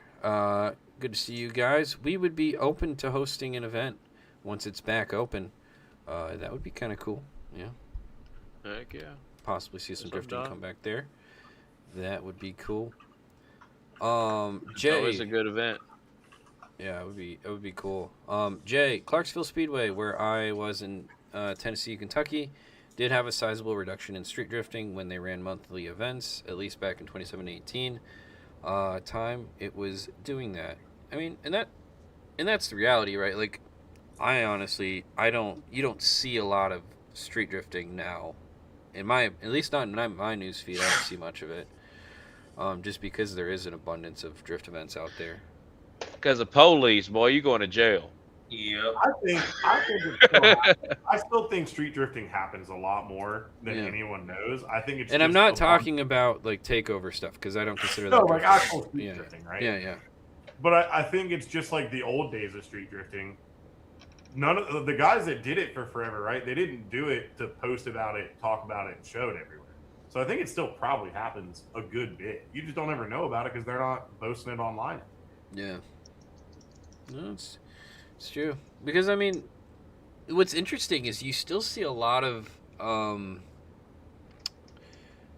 street drifting stuff coming from Japan. You know, there's been a lot of big YouTubers covering it and stuff like that. And I've always wondered, is it because, and I wouldn't know this answer, but is it because there's just less tracks there? Or is it just like a culture thing there? You know, it's just, that would actually be... It's just outside the city limits there, it's not as prosecuted. That's the real thing. You're not, you know, you can go drive 20 minutes outside the city limits, rip some laps, and then drive back into town and it not be, you know, you worried about going to prison. Yeah. But I mean, have you... And I actually don't know this for sure. Because I feel like the laws are pretty strict there. Have you ever gone street drifting? Me? Either of you? No. Not like anything outside of like a little like small, a warehouse or something. Yeah, like nothing like legit. Okay. I would call drifting. No. There's some really, I think like for at least for me back in the day, like with going street drifting and that kind of stuff, like there are so many cool roads that you'll never, ever, ever get to drift on unless you do it at like 2 or 3 in the morning. Yeah. You know, and I will say one thing that's really cool about the U.S. right now is the Drift Appalachia stuff, right? Because some of the coolest roads, at least here in Georgia, are North Georgia mountain roads. And so now there's at least an outlet for it. Like you can go to Drift Appalachia, you can do essentially, you know, sanctioned legal street drifting. But that stuff's cool. Like it's, you know, I don't know how much they do it in Japan. I don't know if they close off full mountains or not, or if they're still just doing it like underworld style. But yeah, it's a rush. It's sick. It's so much fun. We all have to grow up, adapt, and stop doing it. But yeah, we don't have those roads up here. We don't have mountains. Oh, yeah, you guys are all flat up there, huh? Yeah, it's pretty lame up here. here. You got cornfields to drift though. I know. Yeah, dude, if you build it, I know. It's just one of those things where, for me, there's just so many outlets to like go drive though. It's hard. And then with like, for example, like my car is not a fun car to drive on the street. It's all solid mount in the rear and stuff, and it sounds like it's gonna fall apart as I drive it across the street, because everything vibrates and you just hear it all. But in terms of like a track, it's nice to just trailer a car, drive it as hard as you can. If you break it, oh well, you trailer it back. You don't have to worry about that side of it, I guess. Going to the track. Well, I mean, there's definitely. Yeah, we definitely don't promote street drifting like that. Yeah. I don't, you're gonna learn way more at the track than you ever will on the street. That's true. Yeah, 100%. And plus, like, take off the stress of, the risk of going to jail or seeing a cop or and all the there. I mean, I could list 8 million things that can go wrong if you're going street drifting, right? Versus you go to the track and you're in a safe environment. You're in a place where you're most likely not going to wad your car up. Yeah. But I will say this: eventually, going to those little track days does get very desensitized, where you're like, okay, this is just a regular old day, and you need that Drift Appalachia kind of event to really get your blood pumping. Yeah, hit you with a hard factory reset of crazy, right? Yeah, to get you like, oh dang, this is that, I can get the goosebumps again, get a little scared in you. Well, you did it last year in the coupe, right? Like, how was it? Oh, it was amazing. It was definitely one of the most fun event experiences that I've had in my drifting career. Just hanging out, driving that mountain road. It was cool. I have a sort of experience with it because I drove the camera car behind cars, and it was a lot of fun, but it was quite nerve-wracking. I feel like, I don't know, were you like, oh, you just like on pin? I don't know if pins and needles is the right description, but like you were just ready for anything, I guess, driving up and I'd down say the scariest laps were the single laps. Really? The laps when you were the first car out of the gate, or the laps that there was a big gap. That was where I honestly felt the most nervous in a sense, because if there was a bunch of cars in front of me, it was almost like, okay, we're good before you got to the turn. Not going through the turn, because you're like, oh, they're doing it. We're good. Right. But then you're kind of just like balls to the wall by yourself. Woo! You're your own worst enemy. Yeah, no, it was fun, but I did, slide myself off the mountain a little bit, but not too far. I was able just to drive right back on. Yeah. Oh, and I mean, I've done the sim driving on the driving on the sim, and driving down the hill is way harder than driving up the hill. Yep. It's the same way in real life. Yeah, I would assume so. Those corners come a lot faster. Yeah, and it's just all, a lot of free float down the hill. Off camber stuff. Mm-hmm. Is there a track that's like an actual track that you would consider the most like driving on the street, or is it all pretty? I mean, I can't really think of one in my head currently. Long Beach here. Yeah, but that's not like a mountain road kind of thing. I was thinking more like. I mean, VIR, Patriot Course could be in a lot of ways. That's true. I mean, I would say Summit's got some too, like that, right? Like Summit Point's got some really, really big courses that aside from the fact that you're on a racetrack, like the way they kind of swoop, like probably Shenandoah circuit at Summit Point, because it's got all like the elevation changes, and it just kind of feels like you're driving around a road. There's no like super crazy. I mean, aside from the carousel turn, right? Like there's no crazy like, oh my god, this is a racetrack corner. No, that's true. That would be actually a really cool track to drive. Where's that located again? Summit Point, West Virginia. You got to go up there. It's a cool place and a lot of cool people. Cool drive. I love 100 drifters. I did not love the temperature of 100 drifters this year. I know Dustin definitely didn't love the temperature of 100 drifters this year. We were out of our element up there for sure. Cold. It was cold. You'd fit right in. You'd be fine. So I know. And then you got to actually start the car in the cold. That's the hardest part. I let Dustin do that. That was his. He had that down to the science. I didn't think it was going to start. I was like, nah, it ain't. We're going. Oh, I turned the heater on right in front of it for like 30, 40 minutes and then cranked it right up. Oh, yeah. The turbo heater was the savior. That's funny. Yeah, for some reason, my cold start on my car works great. It's on E85. We started it. It was snowing a couple weeks ago, or it was probably a month ago now. Snow on the ground, started right up. I was like, oh. Dustin, you got to call his tuner. Benefits to working for the ECU company, isn't there? There is some benefits there. But no, I wonder if I've always wondered if tuners, and I'd probably have to bring on a tuner, maybe a couple different tuners from different areas to talk about this, but I wonder if you tune cars differently if you live in different areas. Oh, you do, for sure. Because obviously, from my understanding, you have a base tune, obviously, and then the ECU is going to compensate for the barometric pressure and whatever, all that stuff automatically. Or it should if you have a good one.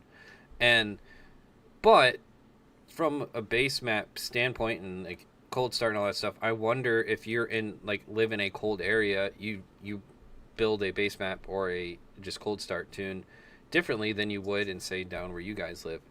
I mean, I assume it would be a difference, but yeah, or whatever your barometric pressure would be the difference, I guess. Whatever how far you are from sea level, how close you are. Right, but I feel like you would compensate differently if you lived in different areas, like especially like if you lived in like Colorado or something, like they were saying like elevation.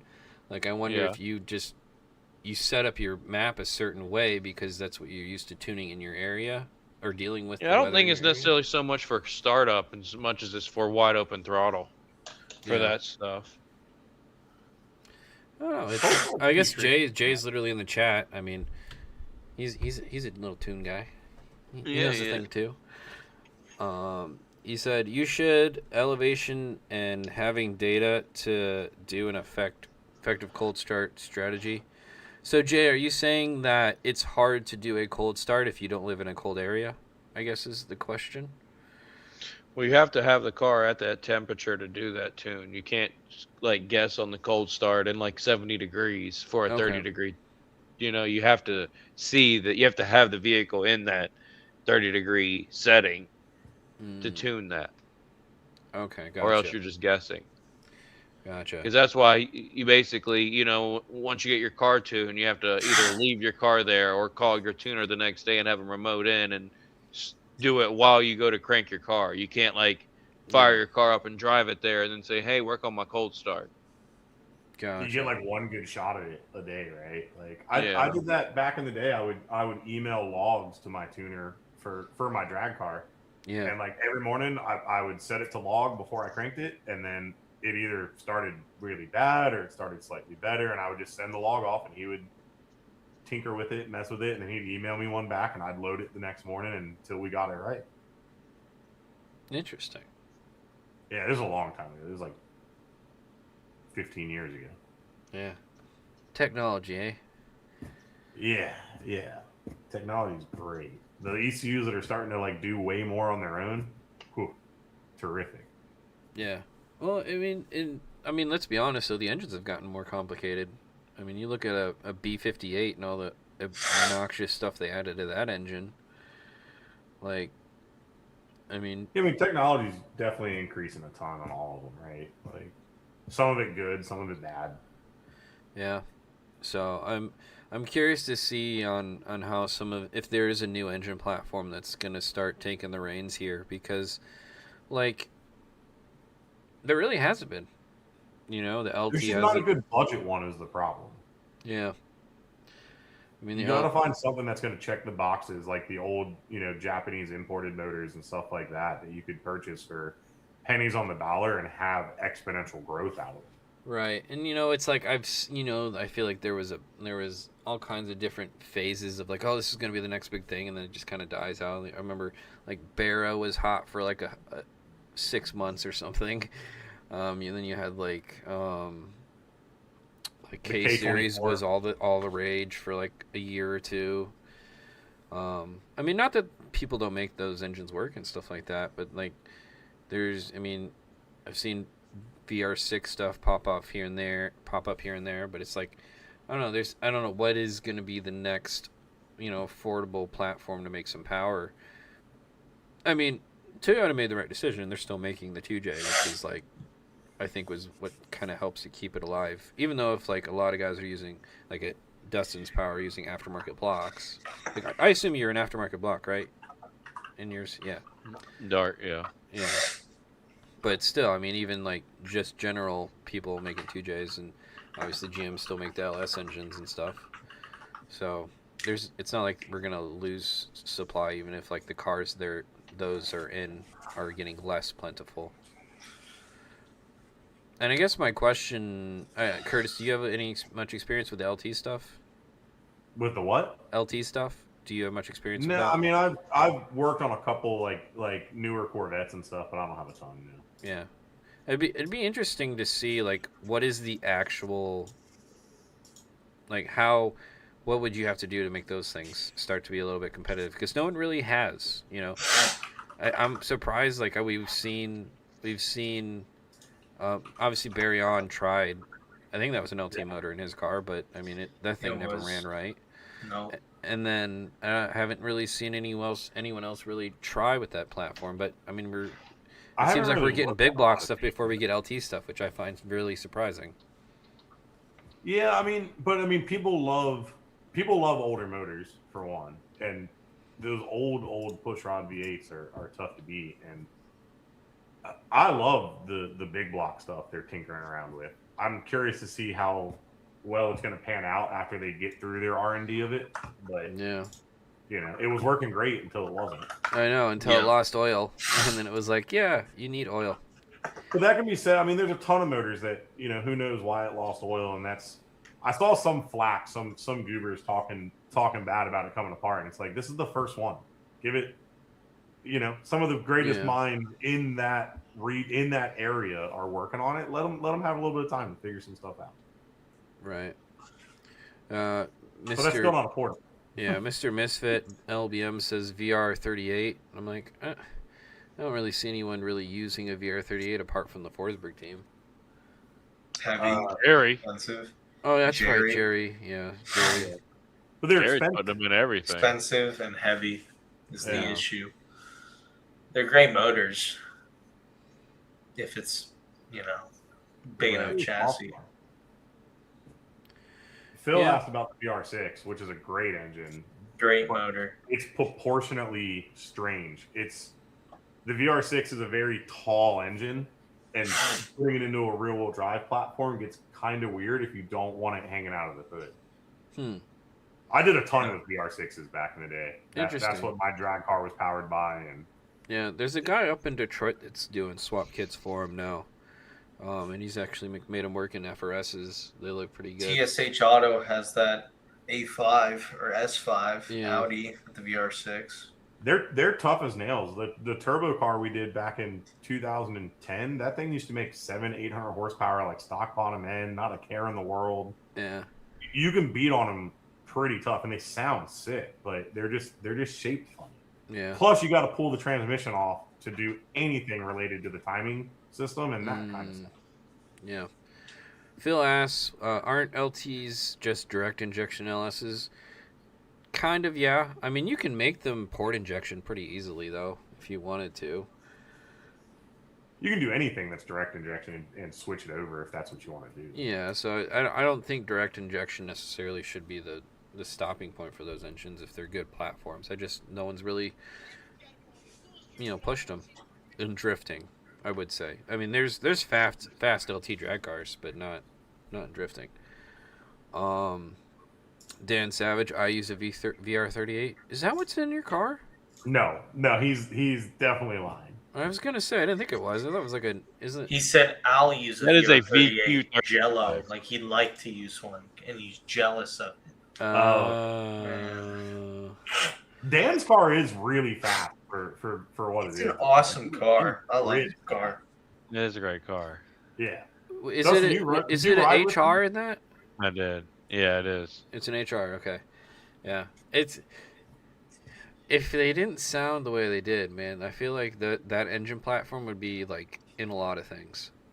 Oh, but maybe it's, I don't know. They are big engines too, but why do you think that engine platform has not taken off as a swap engine? They sound terrible straight piped, and they get really hot oil temps. Yeah. I mean, I think they come with their own flaws, like anything. But I think the biggest thing is just they sound bad. Interesting. And the fact that maybe an LS is a similar size engine and just makes that a little bit more power, and that's why no one's really. I don't know. I went with the VHR swapping my Z over an LS because it was cheaper and easier and 300 horsepower still. What was the cost of that though? Like I don't even know what those things cost. So like, what did that engine cost you? What should it have cost you? Did you get a deal on it or something? No, I mean they're all over the place for $1,000 to $1,200. All over the place for 100 to 120,000 miles. You can get the trans for about $1,000, and it was probably around $1,000 for the harness stuff. Huh. I mean, that's not bad. And that's on the high end on the harness stuff. Yeah. Huh. You don't know why you don't take this often. Maybe it's just people are still are afraid of the. Well, they have their own. The VHRs have their own. They have their own cons too. Yeah, I'm sure are they power limited when it comes to. No, not really, but they just have those like things on the head, like some kind of like the VHR. I don't know. Because supposedly the recipe is to get the 3.7 bottom end and then the 35 HR heads on the block. And that's like your little good stroker motor. You're going to have some fun. Interesting. Yeah, Dan says the HR revs to the moon and is like 280 wheel. Yeah. I mean, it works for you, buddy. Yeah. Dan just drives the hell out of that thing. That's what it He is. sure does. He blew I blew it behind him. He blew my doors off. Yeah. Yeah, I felt like a car on the best line possible. That's what's called driver mod. You know, driver mod. Yeah, Dan's been at it a long time. Hell of a driver. Yeah. I was trying to cop his line on Maine. Yeah. All right. Well, we have hit that 2-hour mark. It was kind of an interesting conversation. We kind of talked about a little bit of everything. Actually, it was a fun one. But buddy, where can they find you?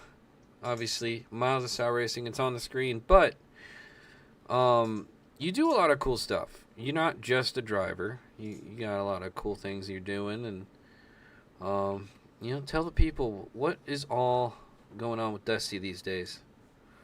Well, Dustin Miles is on the social media at Miles of Style Racing, and you will find me hanging a little wallpaper, making a little money there, playing a little golf, and then working on the old race car.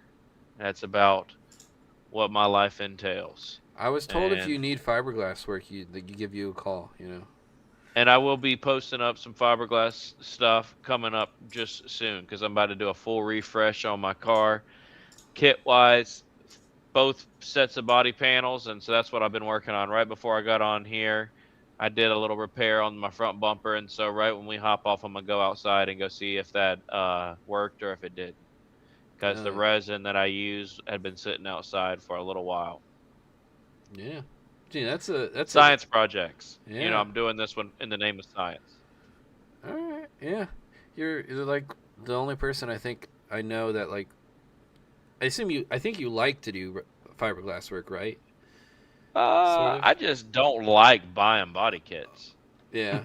Well, you're just like the only person I know that like talks about doing fiberglass work, and like everyone else I've heard is just doesn't want to touch it. Well, like, you could have this massive graveyard of aero, or you could just fix it and put it back on your car. When was the last time you bought a new body kit for the Pro car? Well, this year I bought some new side skirts and a rear bumper. No, the whole thing. Oh, it's been 2019? Jeez. Dude.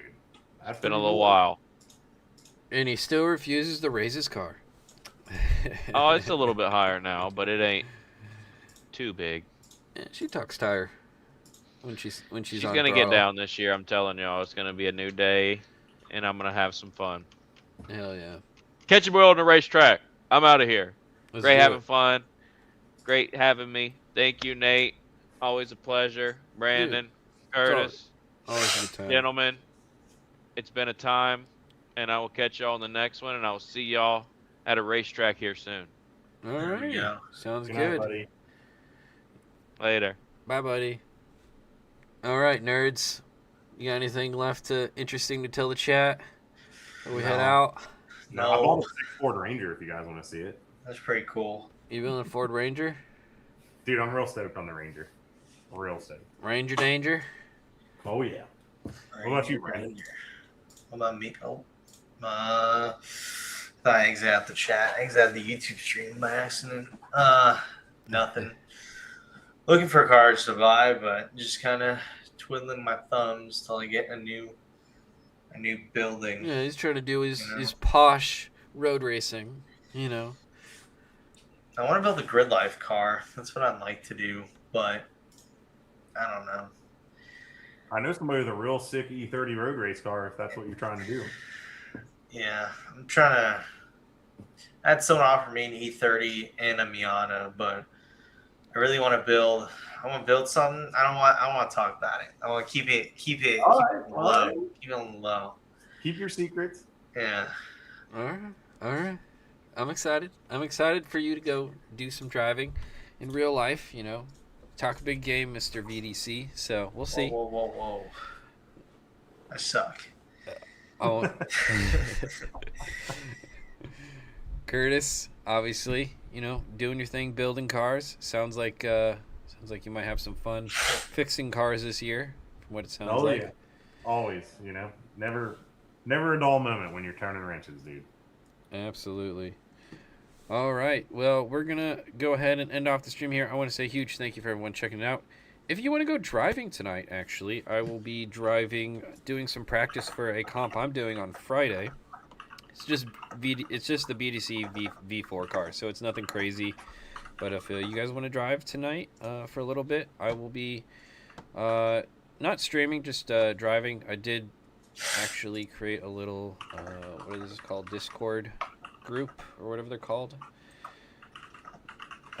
for, you know, posting all of that kind of stuff that we're going to be doing, tandems with randoms on Thursdays, all that kind of stuff. So be sure to check all that out in the description, and